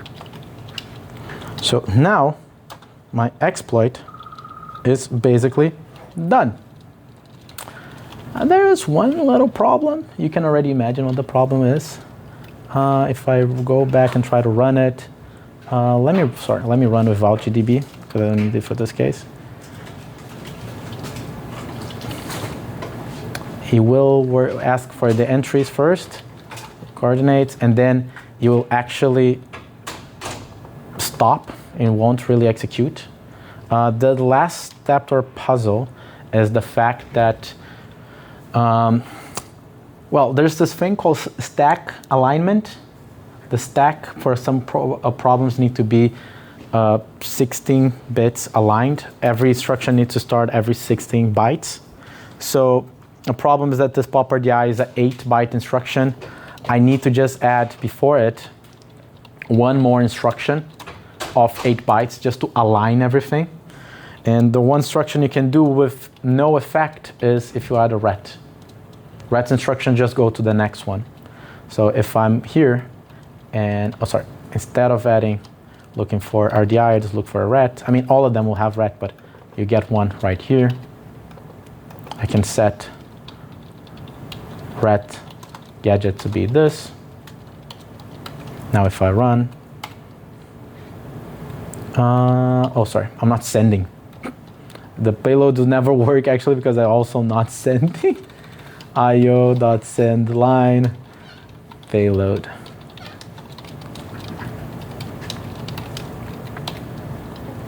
And then I also, of course, send some random coordinates, and then I'm able to execute.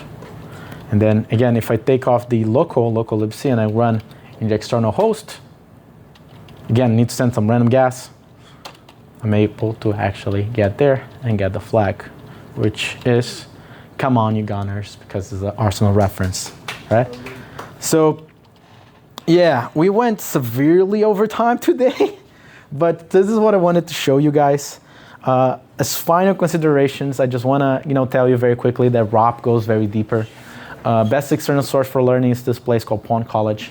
They have classes like this, but taught by professors much better than I am, taught by guys who know a lot more than me and go very deep. And they have a specific challenge for each one of those. Much more smaller the increment each time. Today I had to do big increments to show everything, but in that case you would have smaller increments, you can do more stuff. I also wanted to include just some quick extras. I'm not going to go into them because we're so over time, but again, this was kind of asked. There's other ways of leaking addresses. So we talk about the libc address. There's sometimes the program doesn't have a leak. And even if I didn't have the leak in that problem, you'd still be able to solve it because there's ways of manufacturing these leaks. And I can show you guys later, whenever you're interested, about this. There's also a bunch of extra stuff we can talk about. One of your colleagues mentioned canaries, which is just when you place some data in the stack that if it gets overwritten, the program knows and stops you from doing bad stuff. There's still ways to circumvent it. If you know what the canary is, you can override it with the correct thing. And there's some really cool stuff like C-return programming, which is utilizing syscalls to change all the registers and so on. And finally, the last thing I want to talk about is that ROP is just a piece of the puzzle when it comes to Pond, right? This category of problems has a bunch more stuff. And I'm calling here the big tree, which is ROP, which is dealing with the stack. Format strings, which is dealing with improper printing, which can literally lead to arbitrary read and arbitrary write in the memory, which again, very dangerous. And then heap exploitation, things like use after free and work into the other part of memory that works a little bit differently. So all these are the stuff that if you enjoy, or if, I mean, it was a bit dense today, but if you enjoy part of it, I think you'd very much like to study this type of things, okay? And yeah, thank you. I always end with letting you know that we have meetings regarding CTF. We do this every Monday right here in this room, 6:30, and we go over problems like this. Maybe a little bit easier, maybe different categories, not always Pond. But if you're interested in this, please join us and you see you there, okay? Thank you guys very much for coming, and yeah, thank you.